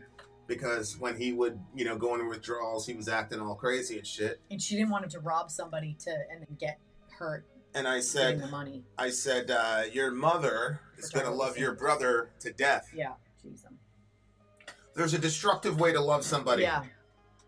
There's also there's a godly way to hate and an ungodly way to hate. Mm-hmm. The scripture says God hates, but the wicked and those who love violence, his soul hates. So there's a divine way to hate, love, blah blah blah blah blah blah blah. That is all good, and there's also a satanic way to love. There's a satanic way to help, and listen, there's also a satanic form of humility. Look what he just said. Don't get too cocky. Keep yourself small. That's humility. But the reason he's being humble is not because he is a child to a father. The reason he's being humble is because he's camouflaging himself and he wants to creep up on people unawares. Notice, don't get too cocky. Keep yourself small. Don't let them see you coming. Right, right. So there is a way even to be humble that is evil. There is no emotional or behavioral category that the devil hasn't found a version of that's absolutely destructive. Mm-hmm. Yeah. All this stuff about like, oh, people who make me feel good are good and people who make me feel bad are bad. That's a childish way to look at the world, dear listener. Mm-hmm. You know, when you're a little kid, you don't understand the world. You don't know what real evil is. All you know is you want a chocolate bar, and that nice man in the white van is offering you a chocolate bar. You see? Mm-hmm. So a lot of people think, oh, if I made a person feel good, that means I did a good thing. And if I made a person feel bad, that means I did a bad thing. You're wrong. If there's a satanic way to be humble, then there's a satanic way to do everything. There's a satanic way to be charitable. Is it charity? Give the little 5-year-old girl a chocolate bar? Absolutely. But see, it comes down to intention again. Everything comes down to intention. And what is his goal? Yep. And what is he trying to accomplish? Yep. Solid, my game. We're one and the same. Watching, waiting, holding my breath. This is such an important line right here. Watching, waiting, hold my breath. But I'm no puppeteer. The stage is set. You pull your own strings now like butterfly wings. Such a smart line. What he's talking about is some really sick people or kids, they'll take butterflies and pull their wings off. So he says, I'm not the puppeteer. He's saying, I set the stage. You are the one that did all that dumb shit to yourself and pulled off your own butterfly wings. I had nothing to do with it. All I did was set it up. Look, what would I say? Watching, waiting, hold my breath. I'm no puppeteer. The stage is set. You pull your own strings now like butterfly wings. Once they've touched, they never leave the ground. No, I don't make things happen here. Yeah. Yeah. I was Chloe. I forgot her last name. God forgive me. But she was 13 and 14. She believed that she was a male, so they took her breasts from her. Yeah. And now she's 19, 20, and obviously regrets it and says, I was way too young to have made this decision. And you would not believe, this is a 19, 20-year-old girl, you would not believe the grown men and women who said, too bad, you made your own decision. Jeez. And that's how Satan operates. He'll deceive you, he'll lie to you, he'll get you to do some crazy, irreversible shit. Yep. And then when you end up saying, holy shit, what the fuck happened to me? The devil will be the first one and say, I didn't pull any strings. Mm-hmm. You did that to yourself. I didn't take your breasts from you. Mm-hmm. You pulled them off like butterfly wings yourself. You did that. Which is the exact opposite of Jesus. Because when you done your shit and you make your big giant mess, he doesn't leave you in the midst of that. He says, I'm never going to leave you and I will never forsake you. Right. And if you turn your heart toward him, and he says like that, if the mind that is set on him, like he's going to guide that person's steps. So if you know, that's the difference. Like the devil's going to lead you right up to that point and then just be like, you're on your own.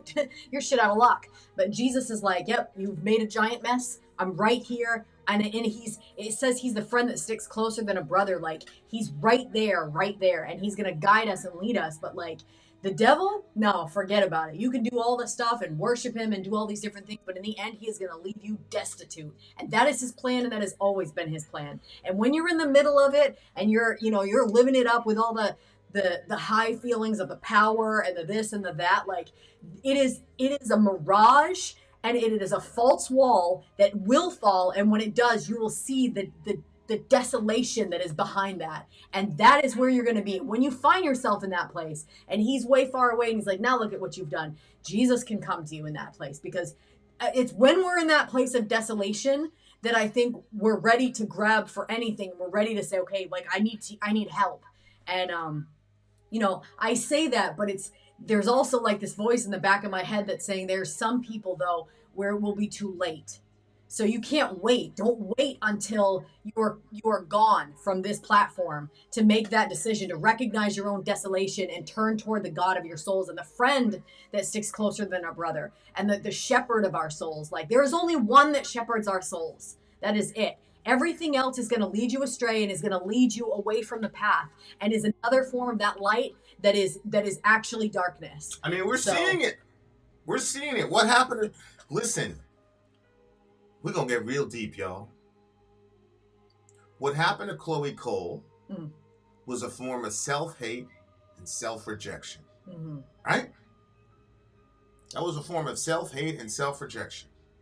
And she was in a society that was celebrating her own self-hate and self-rejection. Yep. And then she went and manifested that self-hate and self-rejection in a physical way. Yep. That is irreversible. And the same people that were clapping for her now gave her the finger and said, we ain't giving you no pity whatsoever. Jeez. You made those decisions. So cold. Cool. I'm glad, because that shows you the operatives. Listen, you don't have to believe in a devil. You don't have to believe in a literal whatever. You can believe that there are extra-dimensional beings who communicate to us telepathically. If you need that, fine. Here's what I will say. There are malevolent forces in the world. I'm certain all of us, I forgot who said this today, but it was a very simplistic, brilliant way of putting it. I'm sure all of us have had ideas in our minds that are way too good for us. Like, some of us are like extremely selfish people. We're so selfish, we don't know how selfish we are. And then randomly, you'll be like, yo, why don't you help that homeless person over there? Yep. You've never done it in your life. Why don't you go help that person? And this person says, if you get a random thought that's better than you, it probably didn't come from you. Conversely, I'm sure everybody can relate to this. I'm sure you've gotten random thoughts that you are way better than. Yeah. Yep. Right? Yep. Okay. That's all I'm saying. can we all just admit that there are things about consciousness and communication that we're not particularly, we don't have the entire show about that at all. Yep. So if we admit that, maybe we shouldn't be so dismissive of these older people. Well, they didn't even have an iPhone. I don't know. Maybe they knew. But shout out to this song because I appreciate the honesty in this song from the devil. Speaking of the devil, go ahead. It had a good tune to it, I thought. So obviously, it's bouncing around and to the tune. But I agree that the song itself was. Sometimes it's so honest that I'm like, what is the devil doing? What do you mean? You create this song like that? That's what happens when you feel like you're so ahead. Yeah. It's like I used to, when I was playing ping pong, I used to say, okay, I'm going to get on the left side. I used to tell you what I was going to do before I do that shit. But that's why I say, like, Jesus be trolling people. Because Jesus did the same thing in Genesis 3. Like, I'm going to fuck you up, boy. Yep. I'm fucking you up. He told him right from the gate, I'm going to crush your head, boy. Yep. There's a lot of gang shit going on in the Bible. Believe me. That's probably why. That's so funny because in the actual curse, he says that there was going to become that was going to crush the head of the serpent while the serpent was going to bruise his heel. So like, I don't know, like, the devil, he's probably so prideful and he thinks that he understands. So he's like, okay, that means I have to crush his head before he can crush mine. Right. And so he's like, send him to the cross, death. Yeah. And then he dies. And then it's like 3 days later, he's rising from the dead. There must have been a real panic. He's in trolling the spiritual realm. Then he shows up in hell. He's like, give me those. Let me hold some. That's what we used to say. Hey, you know what this is. Let me hold something. Hey, we friends. We're friends. We still gonna be friends though. The same society that's still pushing the perverted message of self-mutilation. Listen, all I got from my society and its desire for self-destruction is a destructive Jesus on a cross. If you took part in self-mutilation and self-destruction because you got deceived by the zeitgeist or whatever's going on in your mind, that's cool. It's not cool because of what happened to you, but that can be forgiven. And that's reason number 68 trillion why Jesus had to die the way he died. Yep. He died a mutilated death. He was lacerated to pieces because he knew that a lot of his people were going to take part in their own mutilation and destruction of themselves, psychologically and physically and otherwise. And he says, even y'all, come on over. Yep. And all the people that took part in mutilating that girl and fucking her life up, Jesus said, yep, come on over. Only acknowledge your sin. You have to acknowledge it. That's the thing. You're not just gonna waltz over there. Like you have to acknowledge what you've done that's wrong. Yeah. I appreciate the song because it lays out the devil and who he is perfectly. Like he will set the stage. Yep. But you make the decisions. Even if you're demon possessed, you're still gonna get held accountable because you had to work yourself up to the point where you allowed yourself to be inhabited by all those malevolent spirits. The other thing too, going back to the butterfly part, you were saying that the wings got removed. They actually just got touched. That's the way that it is with like moths and butterflies. If you touch them and that dust comes off their wings, they won't fly. So they're gonna look like they're okay, but it's over with for them. And that I think is also the work of Satan in people's lives too, is that it doesn't necessarily look like as destructive as it actually is. But in the end, I mean, the butterfly couldn't get back up off the ground. Ian, if you could please just listen to what Sori said, because she already explained the death of Jesus, and you're only looking at it from a physicalist perspective. She talked about that yesterday.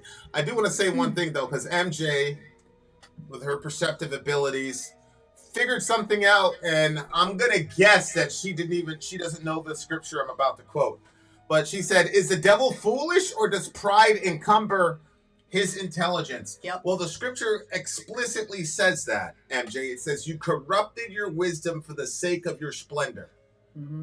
So because you were so awesome, you fucked up your wisdom. Because he was wise. Mm-hmm. He was wiser than all creation, but he was also more beautiful than all creation, and he couldn't hold those in tension. Yep. Good point. Yeah. 9.2.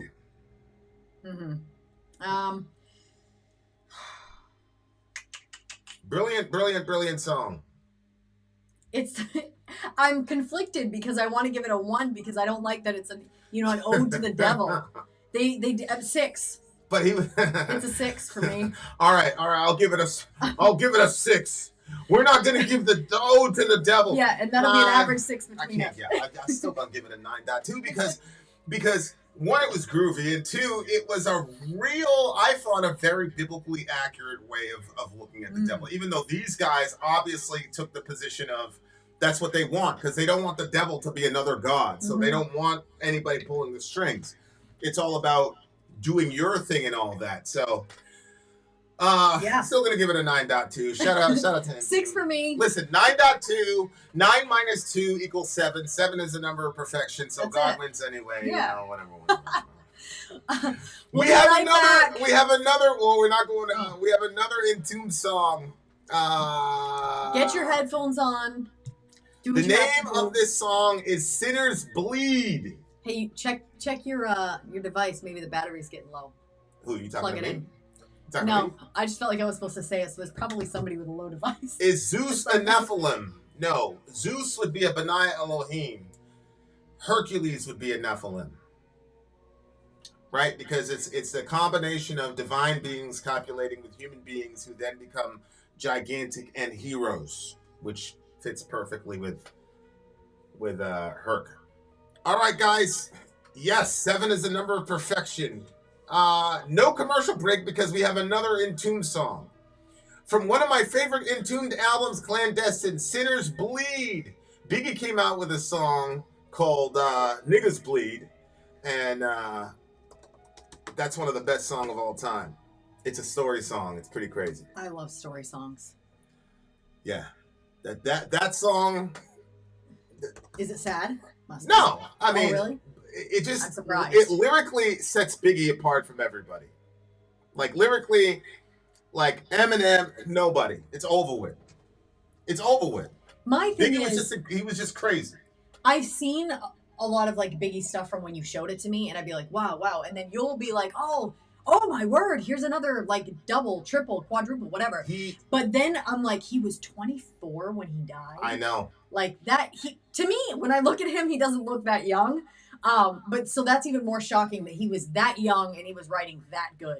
Ridiculous. Today's agenda. Got the suitcase up in the Centra. Go to room 112. Tell them Blanco sent you. Feeling strangers. If no money exchanges, we got these kids in ranges to leave the niggas brainless. All they told is stainless. You just remain as calm as possible. Make the deal go through. If not, here's 12 shots. You know how we do. Please make your killings clean. Slugs up in between. Their eyes like true lies. Kill them and flee the scene. Just bring back the coke or the cream. Or else your life is on the shelf. We mean this frank. Then catch you fucking with bombs in your mom's gas tank. Let's get this money, baby. Gosh. They shady. We get shady. Dress up like ladies and burn them with 3380s. And they come to kill our babies. That's all out. I got gas to clear them all out. Tear the wall out. Fucking fall out. Word to stretch, I bet your pussy. The 7 digits push me. It's fucking real. Here's the deal. I got 100 bricks, 14.5 a piece. Enough to cop a 6, buy a house on the beach. Supply the piece with Jeeps, a brick a piece. Capiche? Everybody's getting cream, no one considered a leech. Think about it now. That's damn near 1.5. I kill them all, I'll be set for life. Frank, pay attention. These motherfuckers is henchmen. Renegades. If you die, they still getting paid. Extra probably. Dead or robbery. I'm the boss. Promise you won't rob him. I promise. But of course, you know I had my fingers crossed. Man, get out of here, bro. Wow. Biggie was crazy. Biggie was crazy. You think he did all that shit or just wrote? Huh? You think he did all that? Huh? You think he No, he didn't do all that shit. Are you kidding me? Biggie wasn't robbing nobody, shooting nobody. Nah. How am I supposed to know? Nah, he was a little drug dealer, man. Nah, Biggie. Well, Biggie was crazy. Biggie was crazy. I might do one of my little if we can, I'll do this. I wrote a little quick little freestyle for Sori. Okay. I will do it on the other side of the break if we can get to 60 likes. Get him to by the time we're at 50 right now. So if by the end of this review, you guys will hear one of the freestyles I wrote for Sori. It's a rap one. I'll do it a cappella, all that goodness. Get the lights up. Unfortunately, we're anywhere close to 60. All right, next song. Entombed, Sinners Bleed. Let's go. Oh my God. 10.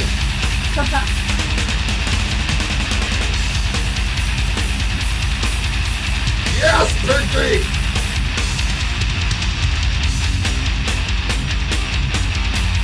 Yes, Neil, do it!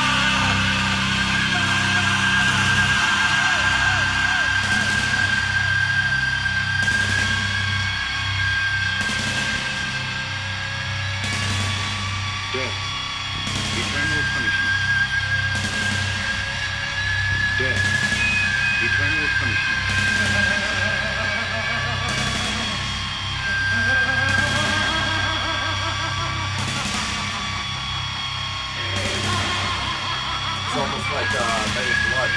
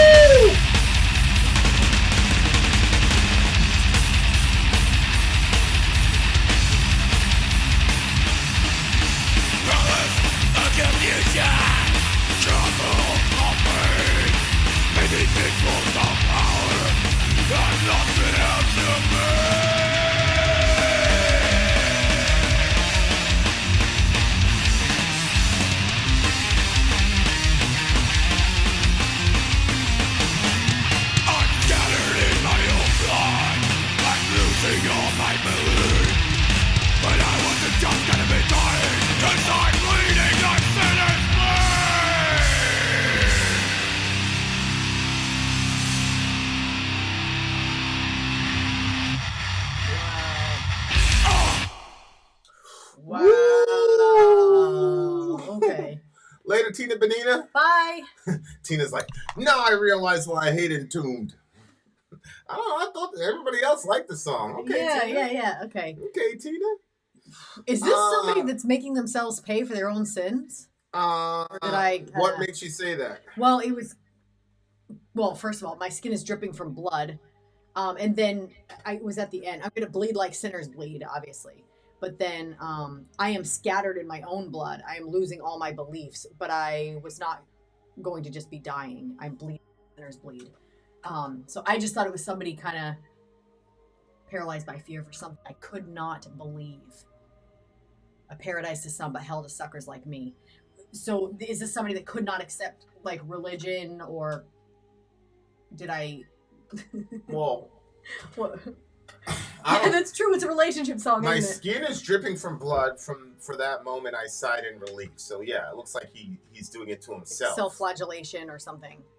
Well, it looks like he's trying to kill himself. I mean, I'm not going to get into the details of His skin is dripping from blood. From that moment, I sighed in relief. So he sighed in relief because he was getting cut. I was going to bleed like sinners bleed. Paralyzed by the fear for something I could not believe. A paradise to some, but a hell to suckers like me. See, that is a very interesting line. Paralyzed by the fear for something I could not believe. So I think he's talking about an afterlife. How people... It's really funny. Like, you see this a lot in the Chicago stuff. Where it'd be like, blah, blah, blah. This guy's a demon. He's a demon. Oh, Yeah. He's a real demon. Blah, blah, blah. He's out there killing niggas. Blah, blah, blah, blah, blah. And then when he dies... Oh, we'll see you again, bro. Mm-hmm. And it's really interesting. Like, even when they're talking about their ops, like, you know, he ain't one of ours. I sent him to the stars. Like, it's almost like this like rule that you get to heaven just by dying. Like, that's where you go when you die. No, it's not. No, it is not.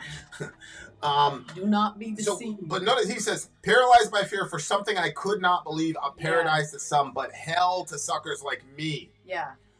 Unspeakable sights I behold, they're freezing and teasing my mind, terrorized by the essence from beyond, the dimensions of another kind. So it looks to me like this guy was under some sort of duress, obviously. He needs relief. And so he sheds his own blood, presumably on the way to killing himself. But as he's transitioning into the other world, he cannot believe what he's actually seeing, because he is not seeing the heaven and the pearly gates or whatever. He's seeing terrorizing things, and his mind is frozen, and now he can't believe that he's in this situation.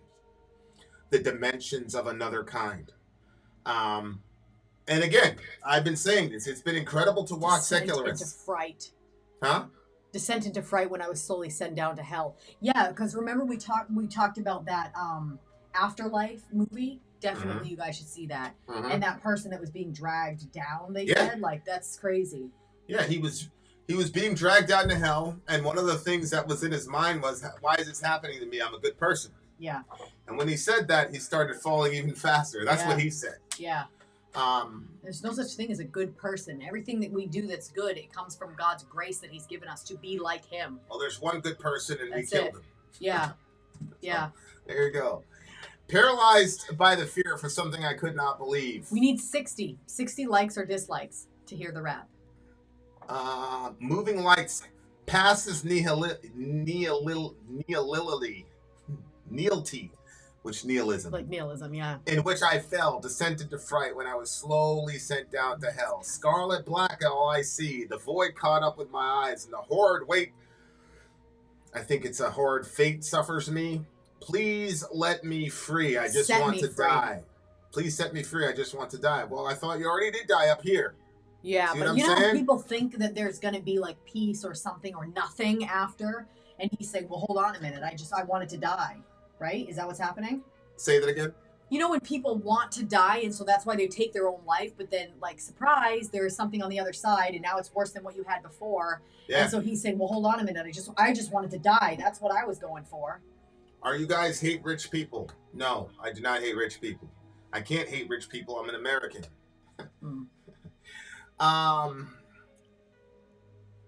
Palace of confusion, castle of pain, beneath these walls of power, I'm lost in hell's domain.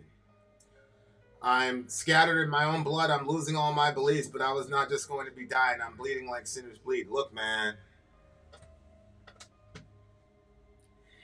It's like I always say, that is one hell of an oops.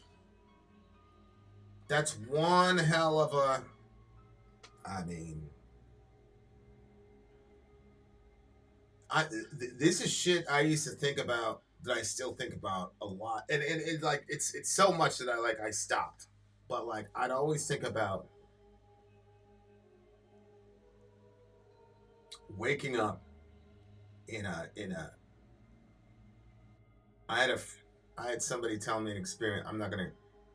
I had somebody tell me an experience, and I was just sitting there like,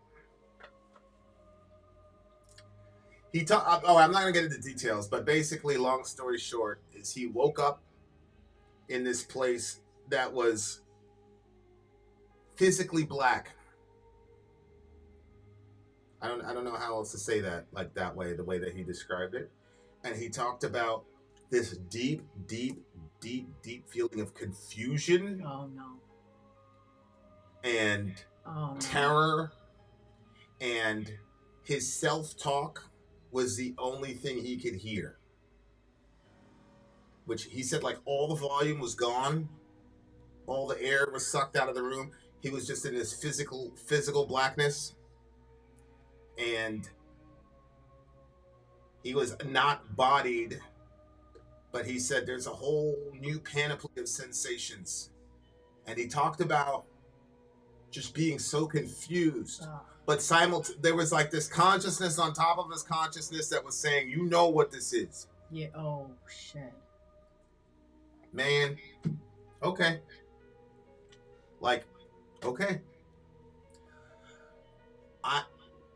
If people look at my anytime I've talked about God from the beginning of the channel till whatever, I don't talk about hell a lot. Right. I don't talk about heaven a lot. Right. What I talk about is our job is to bring the kingdom of God to the earth. Yeah. My job is not to talk about going to heaven, going to heaven, going to heaven, or going to hell, going to hell, going to hell. My job is to push forward the kingdom of God. Heaven and hell are the logical ramifications of operating on a given team. The people of heaven, I said this a couple days ago, they've got their bill paid for by Jesus, and now they're following him to bring down heaven onto the earth. Mm-hmm. Literally everybody else who rejects that message, whether positively or negatively, whether you nicely reject the message or not, is working to bring hell up, is a person of hell, and is working to raise hell up to the earth. And so both teams are in conflict with one another. And quite frankly, it's one of the reasons why we can get along so well, and then some political issue will happen, and then it'll be this. It's not because we're fighting over politics. It's because we are fundamentally building different realities. Yeah. That's what's happening. Yeah. So, look.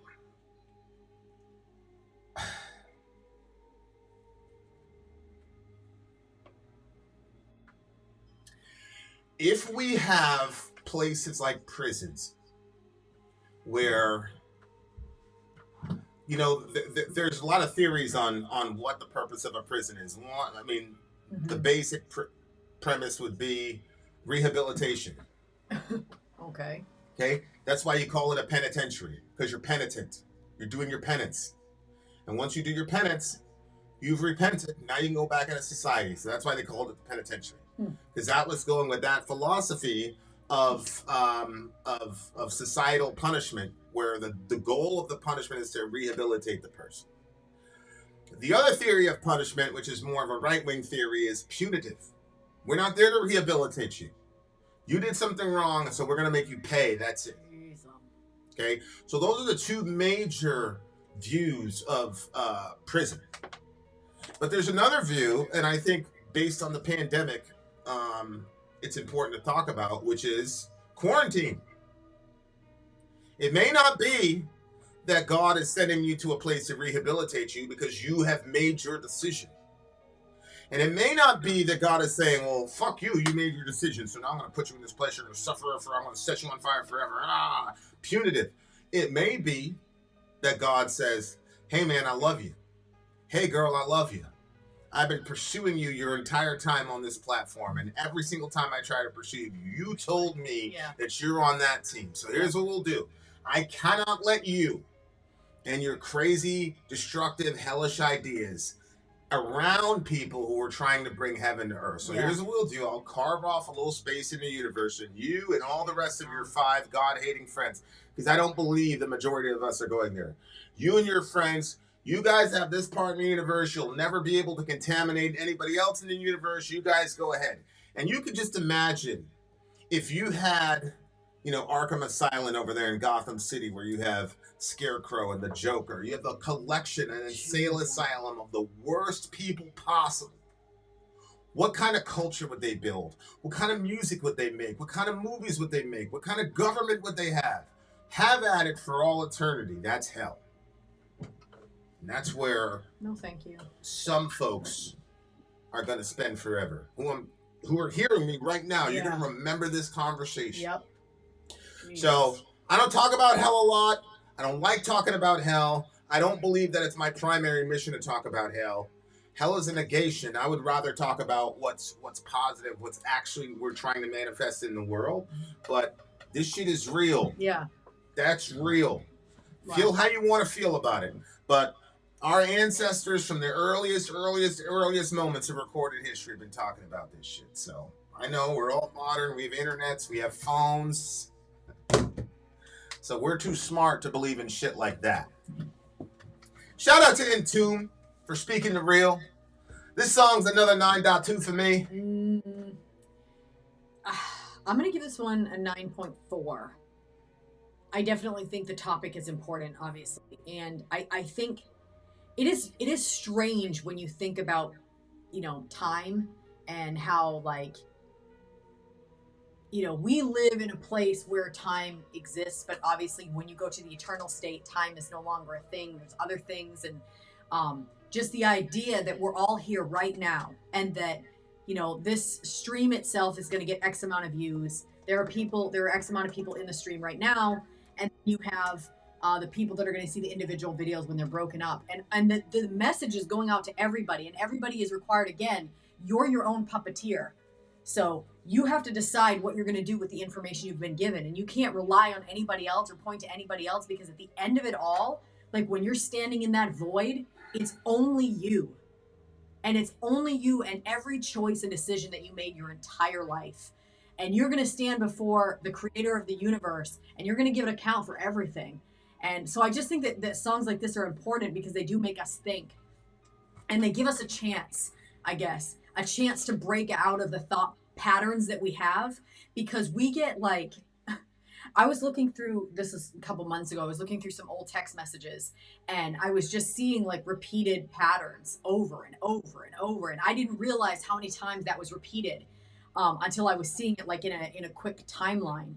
And our lives are like that. The scripture talks about our lives being like a vapor, it's appears for a little time and then goes away, just like a puff of smoke. It's so short, and then it's all off to the eternal state. So in this puff of smoke, this time that you have here, we get so focused on the entertainment that we have, our jobs, our relationships, or our misery, or our depression, or whatever it is that we're putting all of our time in. But then there are things that kind of break into that thought process. And they were talking about the mind, and how the mind has to be kind of snapped out of its jolted almost to wake up and see something outside of it. And so for some people, you're having that moment where this review is kind of like a jolt wake up. And you have to decide whether you're going to put yourself back to bed, or you're going to decide to take up those strings and go somewhere else. And so, like Vinny said, these words are going to echo back to some of you. And I hope that they echo today. And you make the decision today to say, you know what? I'm not going this route. I'm going to take another route. And I'm going to, perhaps, because the thing is, if everything comes down to intentions, you may not do Christianity as good as Vin, or you may not do it as good as that person, but that's not what it's about. It's about the intention of your heart and where your heart is. So if your heart wants God, then you will have him. So, it's crazy. I'm going to give this one a 9.6. Yeah. Ian said, what does that mean for St. Paul? He brought both to the earth. Well, to Sori's point, I think it's an important question because Paul was somebody who was obviously a person of hell. He was obviously the son of hell, and he was obviously raising a lot of hell onto the earth. Oh, I see. Yeah. And then he ran into Jesus, and Jesus said, what you doing? He said, stop doing that. And then he said, by the way, Jesus said, now if you will just freely decide to follow me. He didn't say that to him. He said, man, I chose you to bring my message to the Gentiles. I know you're a Jew and you're a racist bastard and you hate non-Jewish people, but I'm actually going to send you to the Gentiles so that you can include them in this kingdom thing, because the kingdom is just bigger than your little group of people, Paul.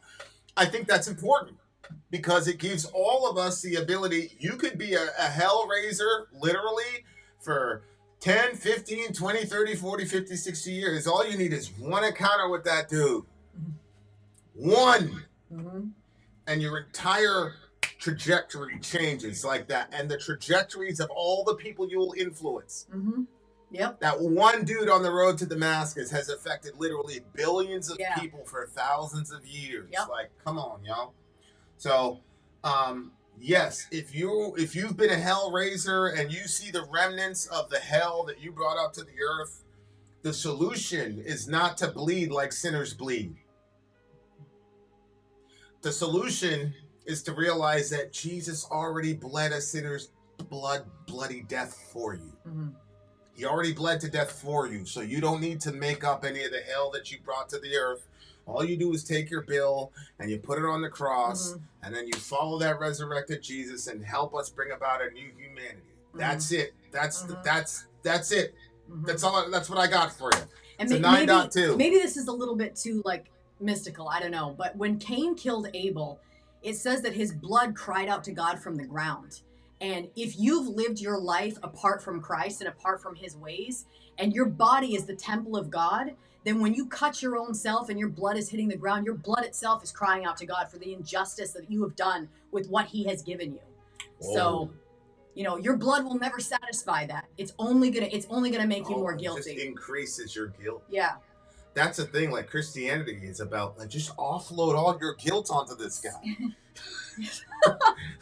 I mean, it's a horrible, but I do it every day. Me too. Oh, Jesus, man, I don't hang out in guilt, bro. I don't. The cross is the best way to deal with guilt without being a sociopath, because it can help you say what I did was wrong, but I'm not gonna let it crush me. Yes. Yeah. I'm not going to let it crush me. And you're right, MJ. It's too easy. We're raised, especially as a capitalist, we're raised in a culture of constant good guy versus bad guy. Most people can't. Correct. I'm not supposed to forgive white people. A white person fucks up. They say something on Twitter. That should be the end of their career. It should be every silence them forever. Roseanne said some shit in a drunkard stupor on Twitter. That it's over for cut her throat immediately. There's no redemption. Nobody can redeem themselves. There's no arc. There's nothing, man. She's right. We're in a really, really unforgiving, we're all trying to find somebody to fuck up and cancel them. And it creates an environment. And I recognize the environment because I recognize it as a religious person. The whole cancel culture thing, that's just secular religionism. Yeah. That's the same thing that we had to deal with our entire life about people getting canceled for fucking up one time. And it's one time. Yeah, exactly. And it's evidence that you're not looking at yourself. Because if you're so quick to judge and to cut somebody off like that, it's just evidence that you don't see who you are. Because we all have reasons why we should be cut off. If everything we ever said and ever thought and ever did was suddenly on display, a lot of people would be squirming more than Epstein was, probably. Epstein didn't even maybe care. I don't know. Ooh, talk that shit. 9.2. What'd you give it? I give it a 9.6. All right, guys. We got one more song. Shout out to Donald J. Trump. Trump has apparently broken the record for most votes in New Hampshire primary, breaking Bernie Sanders' record. So Delaney says, is Donald still here? I agree. I get no forgiveness from the toxic... nasty leftist mob It's okay, I can forgive them because I am generous. Most generous person ever seen. Such in character. That was perfect. 9.2. Not perfect about New Hampshire. We're doomed, but whatever. 9.2. At least I won't be going to hell. Good night. We got a commercial break. We're coming right back. We're over with. This is the bad fucking bear stream. Never a dull moment. Yep, never. Get the likes up, you guys. Thumbs up or thumbs down. Give us something. We got to get them up to 60 to hear that rap. No rap. Ain't no rap. No rap. Please, 60 please do this for me. I want it recorded. I'm Vin. I'm sorry. If you would like to get your song reviewed, dear listener, there's the Filthy Capitalist option. As Sori says, 125 gets you straight to the head of the line. You don't have to be a part of the alliance. You don't have to be part of the group. Wait a minute. And the biggest thing is you don't have to wait. You hop, skip, and jump right in front of everybody. 125 gets you there. You do that 3 times, and you get mashed down to the $75 rate for perpetuity. Yes! Also, there is a band review option. So if you've got a band and you're trying to get your band some exposure, hit me up at vinsori@gmail.com, and I'll show you the details about how to pull that off. You can also jump on Patreon, and there is a option on the tiers to be able to get your band reviewed. Yep. Obviously, we can't lie to you, so we can't guarantee a positive review. Get what you get. It's just rubbish. Rubbish. Rubbish. That's British for garbage. My favorite is a community option. $1 at the gate gets you in at Patreon. You get to join an alliance. The alliance joins their points together, and that helps determine what songs that we do. The alliances hang out on Discord. Message me on Patreon to get the link. And they do all kinds of other cool things. They do Minecraft, Dungeons and Dragons. Yeah. It's really a community within the community. Anybody can go in the village, facebook.com/Vin and Sori. There's 160,000+ people on the channel. What's cool about the Discord is that it offers a real opportunity for community connection, friendship, that type of thing. And it's on Discord, so if you're not a Facebook person, it's for you. You start off at $1. Right. Plus you get exclusives. Sori and I are working on a song. So the first 15 seconds of that was on Patreon. Also, at $15 tier and above, when we actually debut the video, they're going to be there live with us. There you are, dear listener. Buy our merch.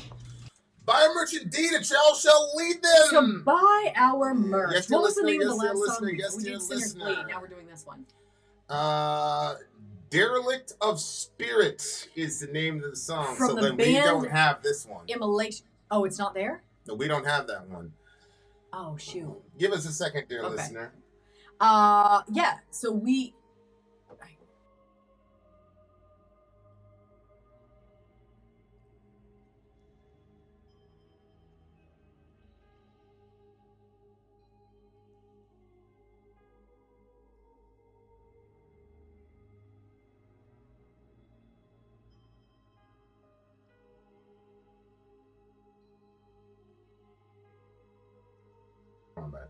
All right, guys, this is Immolation is the name of this band. The name of the song, I don't know what the name of the song is. I'll tell you what it is in a second when I pull this thing up. It is Derelict of Spirit is the name of this song. Immolation is the name of the band. So Ryan's going to talk to y'all for a little bit while I pull up these lyrics. Yeah, okay. So yeah, the last song was pretty crazy. I liked the conversation that we had in regards to it. I was thinking it would be fun if we had if anybody does editing and they could compile short little funny ones. You know how channels will do that, try not to laugh, and we could introduce that as part of some of our season 3 stuff would be that we could use it when you run off to go do something and there's the pause for me because I love funny stuff, or you could do it with Vinny here because I don't know if that stuff would make you laugh or not, and then you might win, but I don't want you to win because I need some kind of mood I'm in. All right, guys, here we go. The mood and what the stuff is. Derelict of Spirit, Immolation. Let's do it.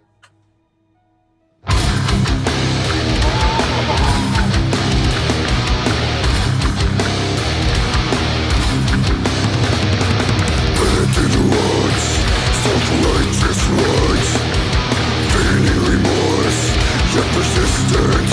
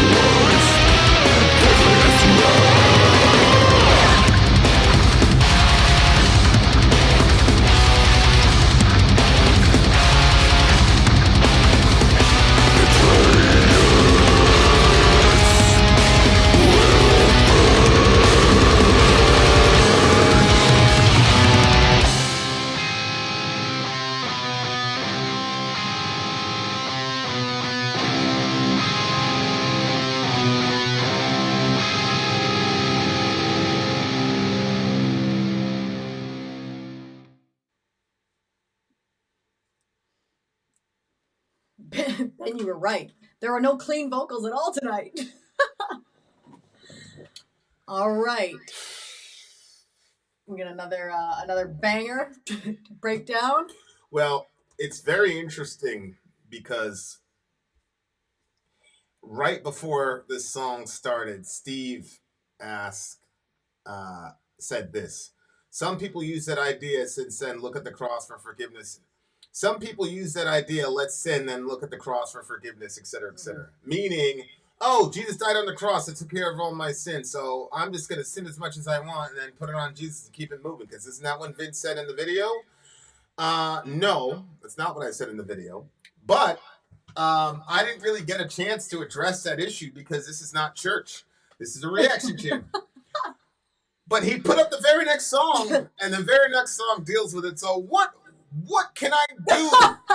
What can I do, dear listeners? Nothing but can answer be the done. question. Yep.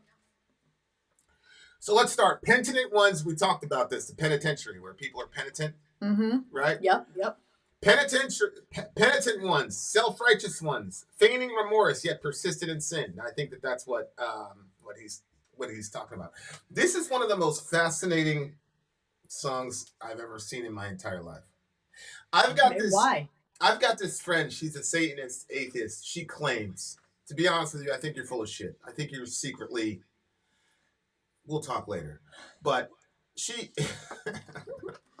She is, if you want to talk about a pro-life warrior, I have never seen anybody just completely slice and dice pro-choices like this woman. Like, she's and she's a woman.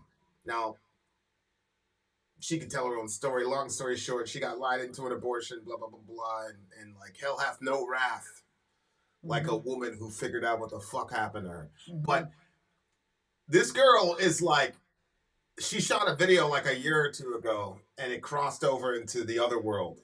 I saw on Facebook they posted a video, and she was like, she was talking to Christians, and she's like, "You Christians, you claim that you believe that your God is making these babies in the womb, and these people are chopping these babies up, and y'all ain't doing shit about it. What do you think your God's gonna say when you see him?" Yep. I'm like, holy what? This is another one of those moments, man. This is not a Christian band.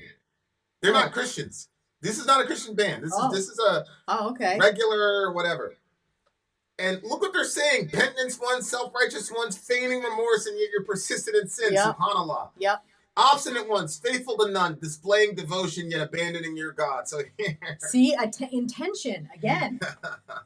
we got the pagan band people telling us that we're being unfaithful to God and calling us out for abusing the cross. And I think it's great. I'm here for it. I do too, yeah. I'm here for it. You got these silly ass, you can't say anything to, you're a pagan, blah, blah, blah, you're on the way to hell. I don't know if they're on the way to hell, dear listener. All I know is that I'm not on the way to hell. I don't know if these people are on the way to hell. Seems to me. And it doesn't matter if they're on the way to hell. What does it matter if they're telling the truth? Literally, if you read the Old Testament, there were times that God used outside nations to punish his own people, to get them to come back to him. Correct. So, I mean, that's not outside at all of what he's shown us. Yeah, it's a silly idea that because a person is not a Christian, that they don't have anything theologically correct to say. I'm not going to stake my entire life in the opinions of an unbeliever. But when an unbeliever's ideology interfaces perfectly with the scripture, you would be dumb not to listen to them. Sorry. Okay, so how does this work? If you say that Jesus died on the cross for all your sins, and that God is gonna look at you as perfectly righteous because of what Jesus did, then of course you should be able to sin as much as you want, right? Now, this is really interesting. One of the ways that you know that you're teaching the Bible correctly is if people accuse you of things that they accused Paul of. Okay? So this is a very interesting discussion. Here's Romans chapter 3, Now, Paul had just talked about justification by faith and all this stuff, and that we're only saved by our faith in Christ, not by anything we do. And immediately, because religious people, listen, if you tell religious people there's nothing that you can do to earn your salvation, it's 100% faith in Christ and Christ alone. That's it. You don't do anything. You don't do anything to make up for it. You just trust that what Jesus did is sufficient for the Father. Immediately, people are going to say, well, if that's the case, then you can sin as much as you want. And look what happens. Here it is, Romans chapter 3. But if our unrighteousness brings out God's righteousness more clearly, what then shall we say? That God is unjust in bringing his wrath on us? I'm using a human argument. Certainly not. If that were so, how could God judge the world? Someone might argue, if my falsehood enhances God's truthfulness and so increases his glory, why am I still condemned as a sinner? Why not say, as some scandalously claim that we say, let us do evil that good results? Their condemnation is just. I am not saying that because Jesus died on the cross for all of your sins, that gives you the green light to sin as much as you want. I am also saying that because Jesus died on the cross, you now have the green light to sin as much as you want. Somebody's going to say, well, that's a contradiction, Vin, because you just said Jesus didn't die so that you could sin as much as you want. And then the very next thing you said was Jesus died so that you could sin as much as you want. Well, then obviously you Christians are all confused. Maybe I am thinking about something else. There's a bit of a nuance here. I will give you a new heart and I'll put a new spirit in you. I'll remove your heart of stone and give you a heart of flesh. I'll put my spirit in you and move you to follow my decrees and careful to keep my laws. So he says, I will move you. That has to do with your will, and be careful to keep my laws. Dear listener, I am a Trinitarian. The Trinity worked together for my salvation. God the Father chose me. God the Son died for me. God the Holy Spirit changed me. And when we're talking about this topic of, do you get to sin as much as you want now that Jesus died for you? You are cutting off the third person of the Trinity, because what is happening here is the third person of the Trinity, the Holy Spirit, is actually giving me a new set of wants. Exactly. And a new set of inclinations. Yep. See, there it is right there. I will move you to follow my decrees. That's internal. You have a different set of wants when you're truly interfacing with beings from that dimension. Yep. Your wants get transformed. So when I say I sin as much as I want because Jesus died for me, I'm fucking with you. Because what I'm saying is my wants have transformed. I don't want to sin. I hate it. I hate hating the people I love. But beyond hurting the people I love, I hate betraying Christ, which is every sin, whether it's a white lie or you punch somebody in the face, whatever it is, it's a betrayal of Christ. I truly don't care about like the ledger, like how much good did you do versus bad. What I care about is how loyal of a friend have I been to Christ. I don't care about nothing. I don't care. I don't care about your opinion. I don't care if it makes me a good person. I don't care if like there's going to be, if people think better or worse of me. I've had situations where people think way too good of me, and I've been in situations where people think way too bad of me. I don't care about none of that shit. Have I been a good, loyal friend?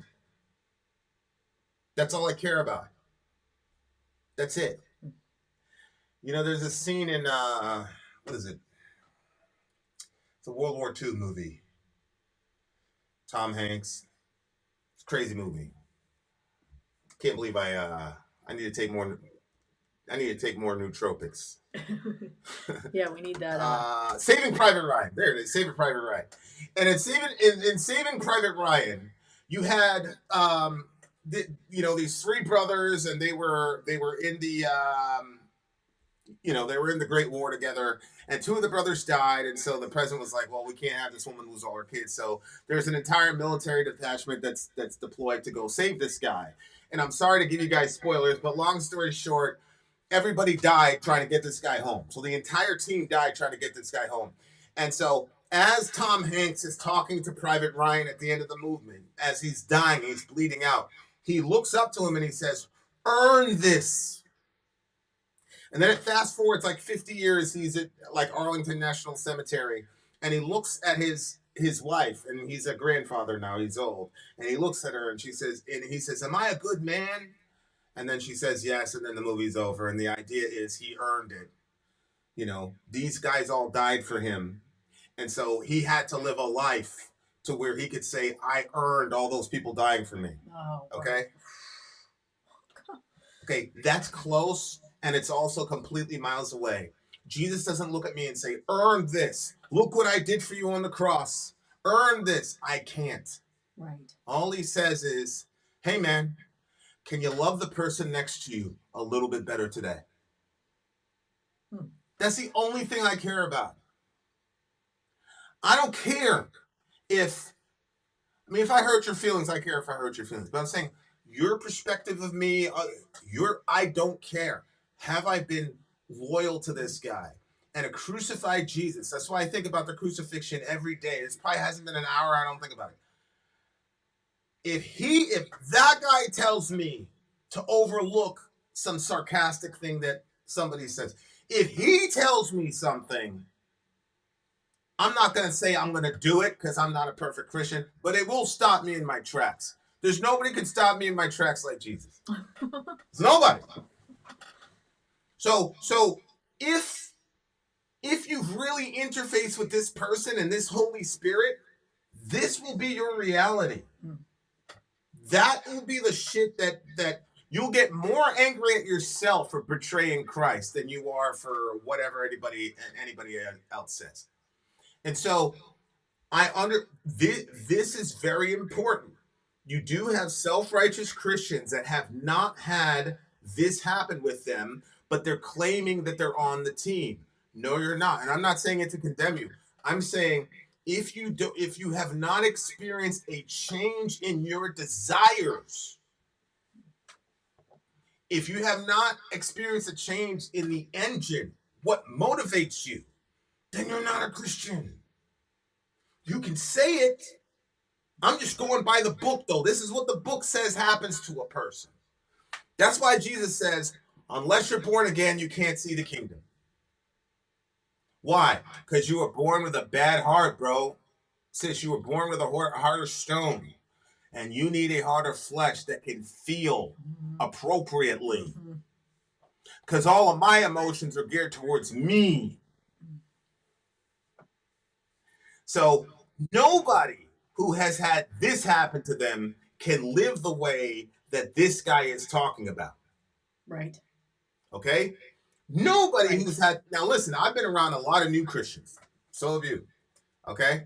And that did happen to them, but they didn't know it happened to them. So they'd call you up crying. I'll never forget it. God bless her. I baptized this girl on like I want to say it was a Wednesday. It's a Wednesday. Look, listen, the minute somebody like crossed over, we dunked them wherever we were. If it was a river, crazy river outside, we dunked them. If it was that one place we did with Fortin, that nasty place. Yeah. Okay. Yeah. Bathtubs, we would like we had to for homegirl. We had to take the thing out and then dunk her. Okay, so this is a Wednesday night, whatever. We're talking, and Shorty's like, "Yo, I'm in. I'm on the team. Fuck, I'm on the team right now." So I'm like, blah blah blah. We go and we dunk Shorty, right? I see her in church on. We weren't in church, by the way. I see her in church on that Sunday. I'm expecting her to be all happy and shit, jumping around, cartwheeling. She's completely like broken. And I mean, you know, whatever. Popped into my line. She fucked up. She doesn't understand. That's what was in my head. She fucked up. She doesn't understand. So I pulled her aside. I said, hey, how we doing? She said, she looked down. I'm so ashamed. I'm this, I'm that. And so I said, did X, Y, and Z, blah, blah, blah, blah, blah. I'm not going to get into it. She said, yeah. She said, I can't take communion today. Because you know, she had fucked up the day before. And she's like, I just got baptized. I can't believe this. And I said, I started smiling at her. She's crying. She's like, why are you smiling? And I explained this to her. I said, sis, you wouldn't have cared about this shit 7 days ago. No. You wouldn't have cared. The fact that you care means that you got a new heart, bro. That's right. You got new desires. That's right. all. That's what it means. What do you mean? Of all of us in this room, you need to take communion. Absolutely. Because you know what it's about more than all of us right now. What are you talking about? Communion is for sinners. So she took communion. She cried her eyes out. And she never did that thing ever again. Ever. Now, look, there's a lot of ways to handle it. I could have, the reason I don't do that with new Christians is because I know that if they've really interfaced with that being from that dimension, the Holy Spirit, I don't need to browbeat them. Yep. I don't need to do that. Yep. She's already fucked up. She's already like, I betrayed Christ. So why would I put anything more on her? No. I said, no, sis, you got this completely wrong. You're misunderstanding. Now listen to this.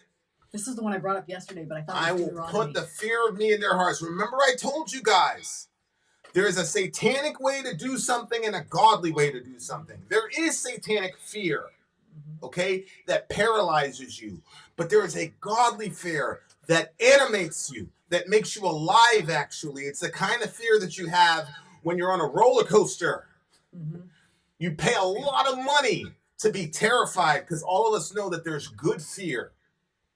There's that fear of the first date with somebody that you think is like impossibly attractive. It's that kind of fear. Listen, I'll put the fear of me in their hearts that they may not turn from me. I will rejoice in doing them good. I will plant them in this land in faithfulness with all my heart and soul. So I showed that verse. I said, sis, he's completely devoted to you, heart and soul. And you crying over this fuck up is an indication that the fear of God is in your hearts, the good fear that makes you say, man, I'm terrified of letting this guy down after he did so much for me. I'll put the fear of me in your heart so that you will never turn away from me.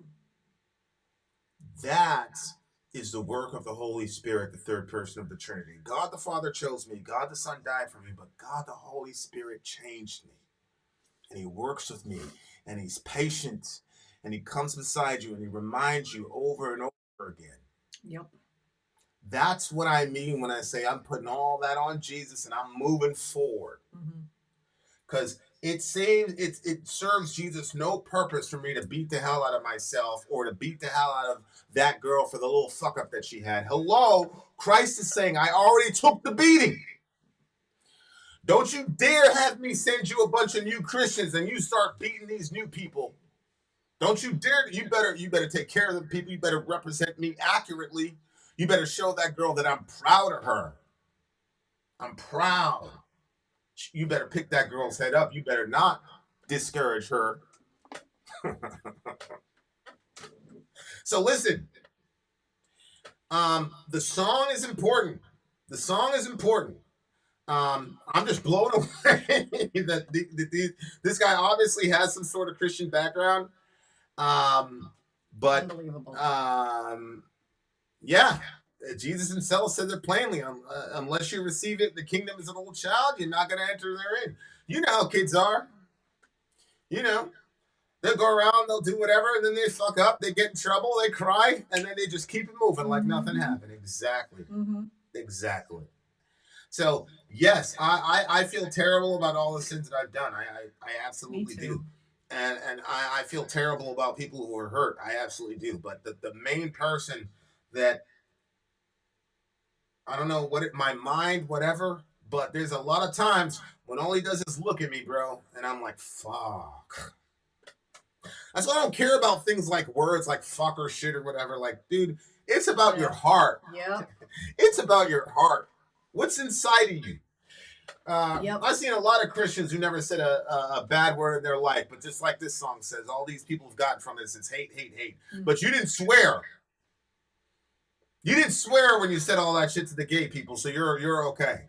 You just made it so that this kid wants to jump off a fucking bridge or suffocate himself to death, but you didn't swear, so we're good. That's another topic. We're not gonna talk about it.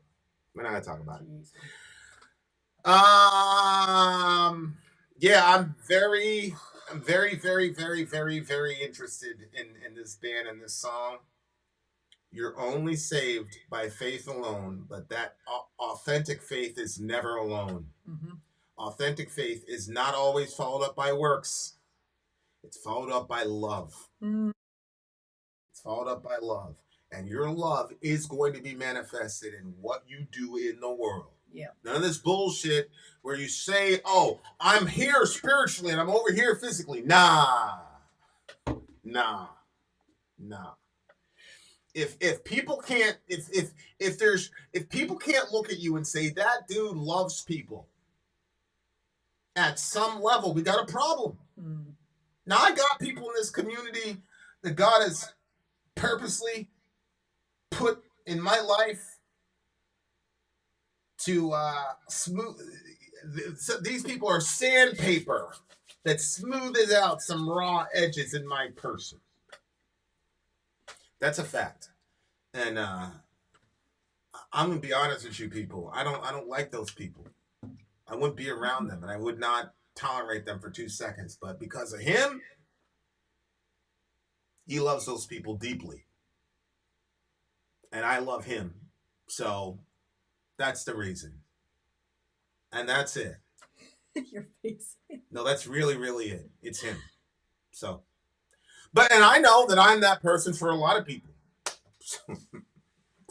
9.4. 8.4.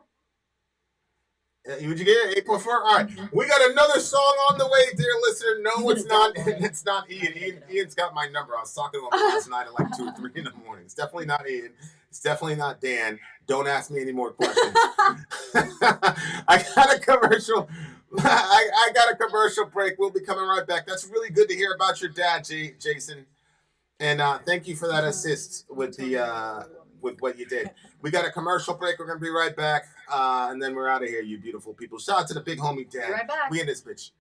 I'm Vin. I'm Sori. If you would like to get your song reviewed, dear listener, there's the Filthy Capitalist option. As Sori says, 125 gets you straight to the head of the line. You don't have to be a part of the alliance. You don't have to be part of the group. Wait a minute. And the biggest thing is you don't have to wait. You hop, skip, and jump right in front of everybody. 125 gets you there. You do that 3 times, and then get mashed down to the $75 rate for perpetuity. Yes! Also, there is a band review option. So if you've got a band and you're trying to get your band some exposure, hit me up at ensori@gmail.com, and I'll show you the details about how to pull that off. You can also jump on Patreon, and there is a option on the tiers to be able to get your band reviewed. Obviously, we can't lie to you, so we can't guarantee a positive review. Get what you get. It's just rubbish. Rubbish. Rubbish. That's British for garbage. My favorite is a community option. $1 at the gate gets you in at Patreon. You get to join an alliance. The alliance joins their points together, and that helps determine what songs that we do. The alliances hang out on Discord. Message me on Patreon to get the link. And they do all kinds of other cool things. They do Minecraft, Dungeons and Dragons. Yeah. It's really a community within the community. Anybody can go in the village, facebook.com/Vin and Sori. There's 160,000+ people on the channel. What's cool about the Discord is that it offers a real opportunity for community connection, friendship, that type of thing. And it's on Discord, so if you're not a Facebook person, it's for you. You start off at $1. Right. Plus you get exclusives. Sori and I are working on a song. So the first 15 seconds of that was on Patreon. Also, at $15 tier and above, when we actually debut the video, they're going to be there live with us. There you are, dear listener. Buy our merch. Buy our merch, indeed. A child shall lead them. My partner in crime has decided that she's going to go on to bigger and better things. So, that was the last time you guys have seen Vin and Sori. Unfortunately, it's now just Vin. But I think, I told her, I said, I think we'll still get the same kind of participation, just me. I don't think that you're like as big of a superstar as on the channel as I think you are. I'm just being Listen dumb. no more to these lies. Soraya has returned. She's returned. It's because we didn't get 60 likes. Correct. If we would have got 60 likes, you'd be... Oh, hey, Soraya has made her return. Hey. It's a little hard to get She around moved this to door. Albuquerque. I don't know if she moved. Why would you move to Albuquerque? That's kind of... I don't know. I don't know anything about Albuquerque. I do hope she moves to a warmer climate at some time. I will be your new... Who said that? Oh, me too. I will be your new co-host. I bring in the most And ratings. friggin' the most ratings. Nobody has higher It's ratings true. than me. It's true. All right, guys, here we go. Last song is Apostle by the band Immolation. Same band, different song. That's really good to hear about your dad, bro. Jason, I wouldn't say it was like, Father, blah, blah, blah, but they were like in my heart. There was multiple times throughout the day I've been thinking about you and your dad's situation and really kind of like God turned word. So I'm really glad that he... You don't want to came say through. that you've been praying for him because you didn't do it technically the way that prayer Yeah, is supposed exactly. to be. But it was prayer, but I didn't want to... But you don't want to take credit for something that you haven't do because you didn't do it like Yeah. technically as a prayer. That's exactly what happened. I know what you're doing, but nobody knows what the fuck you're talking about. Like I had a thought about you that I aimed toward God. She prayed for you multiple times. We do that for a lot of y'all. Anytime when we hear you guys say stuff or whatever, whether you know it or not, we're praying for a lot of y'all. And I know it's without your consent and all that, but it has its limits. It is what it is. Why do I feel every sin and regret even though I'm a pagan? Because you being a pagan does not erase the fact that you're an image bearer of God and that he loves you. And you are obviously more graced than most of us. And it says that he writes his laws and stuff on our hearts, so nobody's without excuse. Like everybody knows. So you can be, any which way or wherever, whatever religion you're a part of, but still there's something inside. Which when you had said earlier about that person, like when they got there and there was nothing because there was that void that was there. It was. They're without excuse. Like there's not, you're gonna know. What was it? No, he said, he had only his own thoughts and then he heard the voice. You know what this is. Yeah. All right, guys, here we go. Apostles the band. No, Apostles Immolation is the band. Apostles the song. Ben is the DJ. Vin, Sori, we're about to do this shit. You guys didn't get 60 likes, so no rap song. Maybe next please time. get up the likes or the dumb. Maybe Dumb next dumbs, time. whatever. Maybe next time, losers.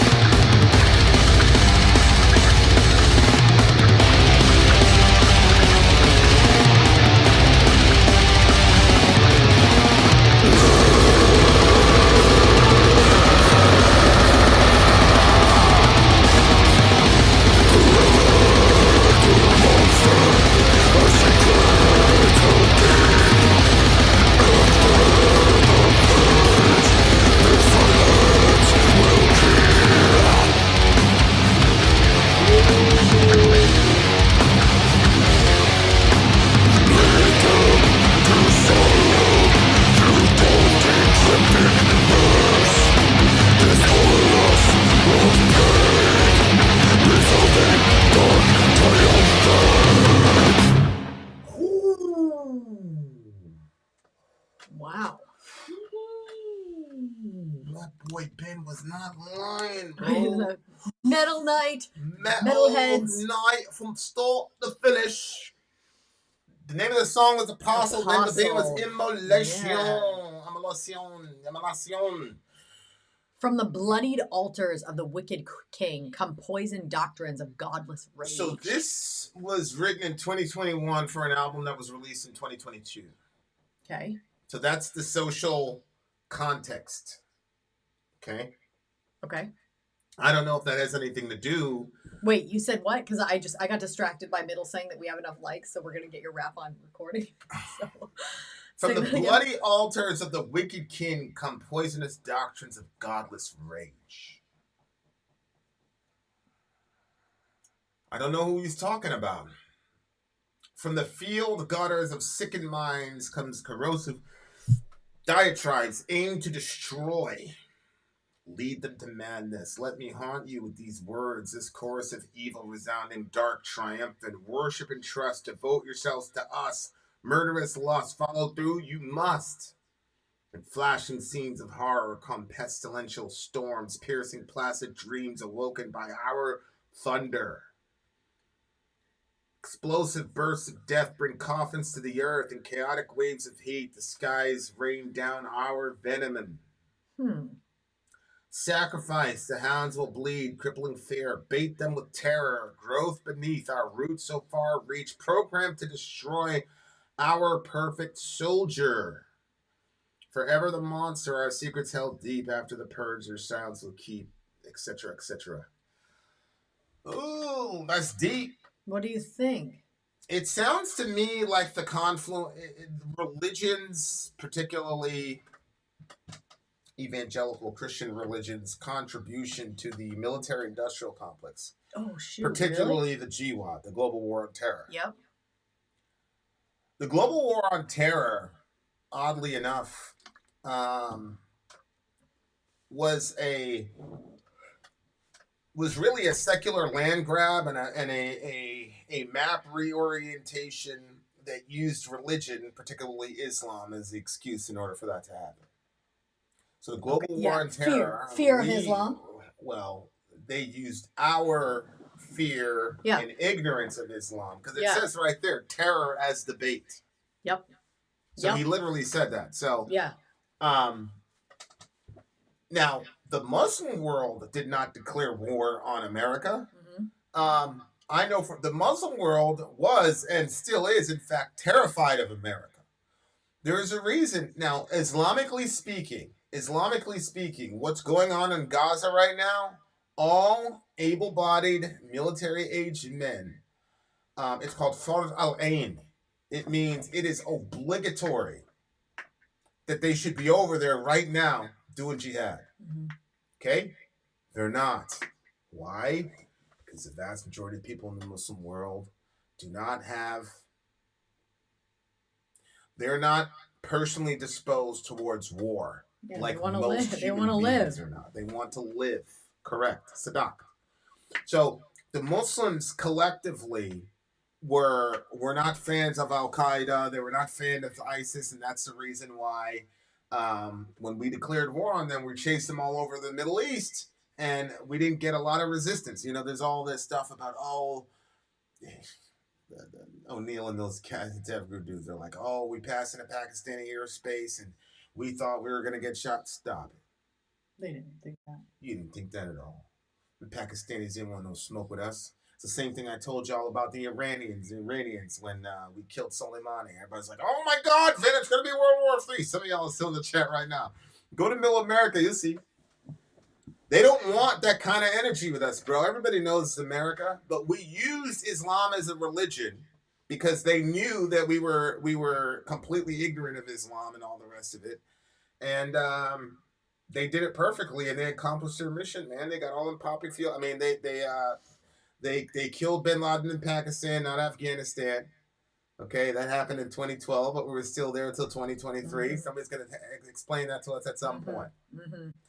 So the fact of the matter is, I remember exactly where I was when our pastor, shout out to our pastor, announced that they caught Bin Laden. No, Saddam. Oh, Saddam. Yeah. I wasn't in church when we jammed up Bin Laden, but Saddam. And I remember everybody clapping. And I remember, like, post 9/11, dudes would go out and get deployed and stuff. You stand up in church and pray for him, which I think is obviously appropriate. But the way that the American warfighter was idolized in evangelicalism at the time was pretty crazy. Mm-hmm. The church started cheering. Yeah. I mean, and of course, the Bible says that God doesn't even take pleasure in the death of the wicked. Right, but Saddam. But I remember there was a lot of fear. I was cheering like everybody else. I wasn't afraid. I was angry. Anybody that was Arab or Muslim, I wanted them dead. So I didn't care. So that's so crazy. So I'm sitting there. You've come a long way in that. Holy shit, you're like a different person. Well, that's what I was saying in the previous song. Yeah. See what I'm saying? Yeah. Like it took me. It's been a long journey, but the war on terror was not a religious war from America's perspective, but the American government absolutely used evangelicalism and evangelical Christians to push forward the moral machine. Mm-hmm. And there was a sense in which the evangelical community became the lifeblood of the military. I can believe that. And so now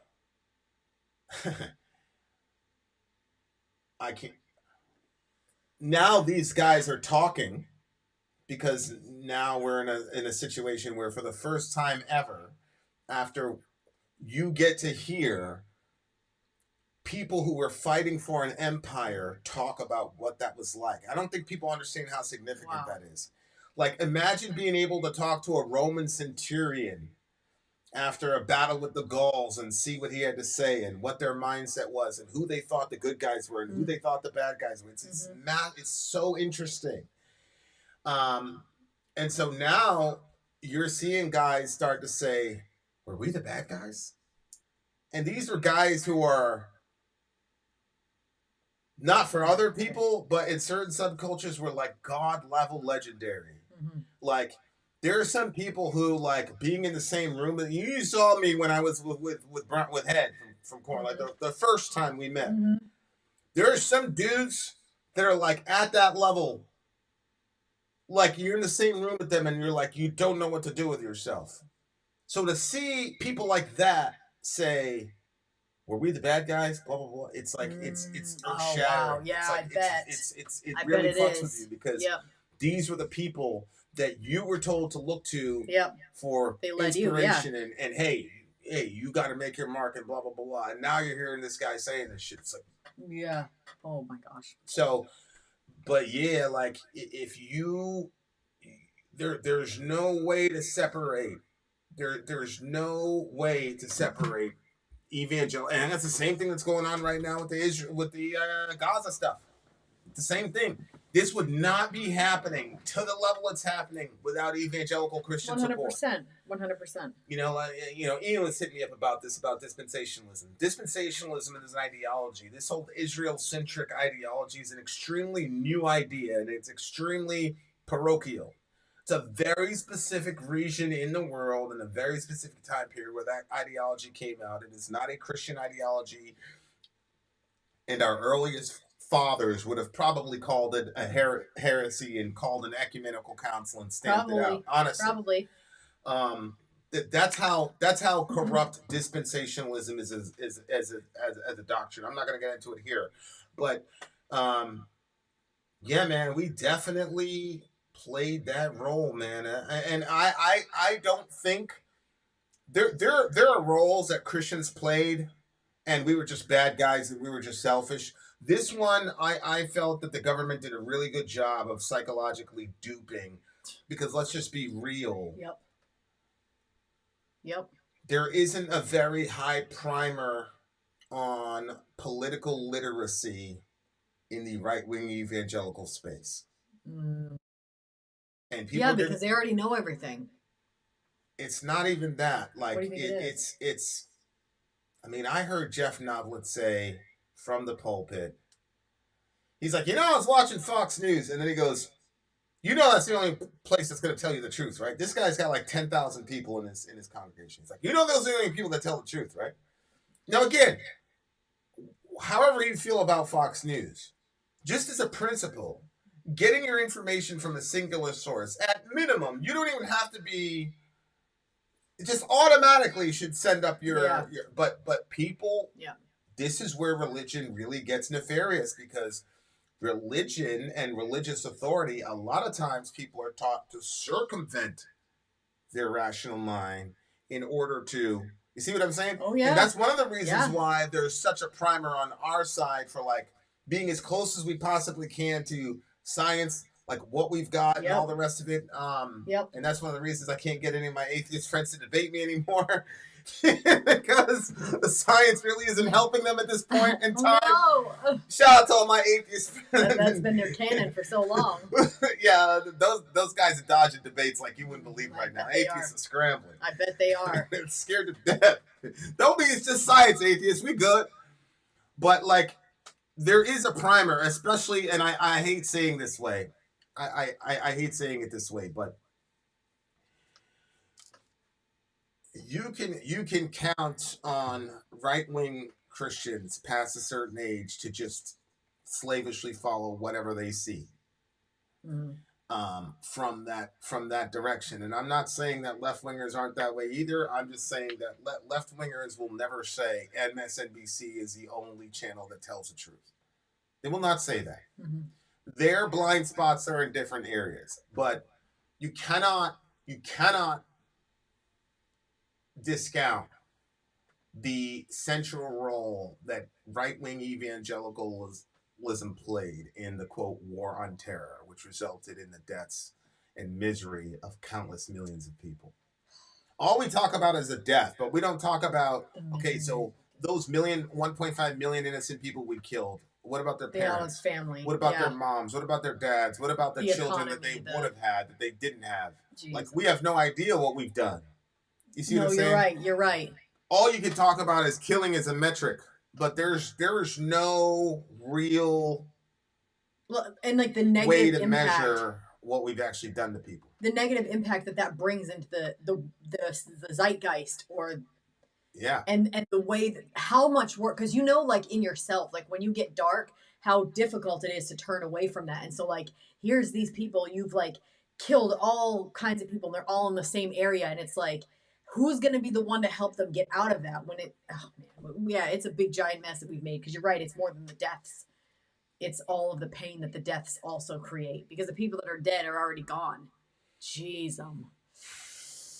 So, shout out to Immolation. Immolation, I'm going to work on getting an interview with these guys, because this is the most recent record. The name of the whole album is called Act of God. Yeah, it'd be very interesting. The previous song we listened to was on that record as well, where they were talking about people. Oh, same record? Oh, okay. It's on the same exact record where they're talking about people abusing the cross for their own whatever. Yeah. So get this out there, Immolation. We're coming for you. Yes, we would like an interview. If you see this, we're Christians, and we would like to interview you. On your most recent record. Us, Vin and Sori. Vin and Sori. Everybody reach out to Immolation. Let them know. Let them know. These guys, the other thing too is they got something to say. They obviously had some shit to get off their chest for sure. But they can play their ass off. You talking about death metal? You talking about being heavy? You're not getting heavier than these boys. I'm sure you're not gonna get heavier than this band, bro. I'm sorry. These guys don't play around, and their decisions are kind of weird too. They're kind of like, oh, I didn't expect you to do that. Shout out to the big homie Middle Earth for always praying for your boy. Yeah. Some shit will go down. I'm like, yo, Middle, pray for me. Pray for me. Like, literally 24 hours. I always feel better after that. Wow. Every single time I reach out to Middle for some help spiritually, he's always there. Thanks, Shout Middle. out to you, Middle. Randomly, he's not doing anything. He's not asking anything, but I do see him in there. I want to let you know it's been very important to me, buddy. Every single time in my life, man, God's always put some older gentlemen in my life that I could say, hey, help me, and it works. It works. That's cool. So Look, man, there's a lot of benefits when you're on the team, and this is one of them. He finds people for you. He's like, listen, your brother's in. Right after a stream like this, you only have pleasant dreams. Well, I don't know. To be honest with you, I forget about 95% of my dreams. So the only one, and the ones I remember, I wish I could forget. So I don't know. Maybe, inshallah. All right, guys, we are getting out of here. Much love to all you beautiful people. Thanks for coming through, you guys. Thank you for coming by. Thank you, guys. 63 likes today, so I got to wrap. All right, here we go. You guys ready for this?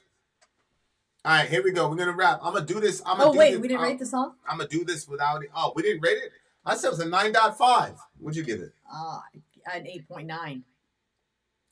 All right, where's the wrap? All right, here we go. Now, listen, the next time I tell you guys this, we got to get to 60 a lot earlier. Because we went so late, I'm going to have to give you the other rap that I had made for her. But there are more, believe me, and she can be witness. All right, here we go. You guys ready? Do the beatbox. I don't know what you're doing. Just do the beatbox. You know what a beatbox is. Not really.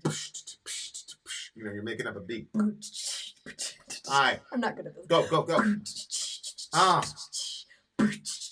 Yo, the cat in the hat came back from Iraq. All right, y'all. Here we go. Then out. Sorry, out.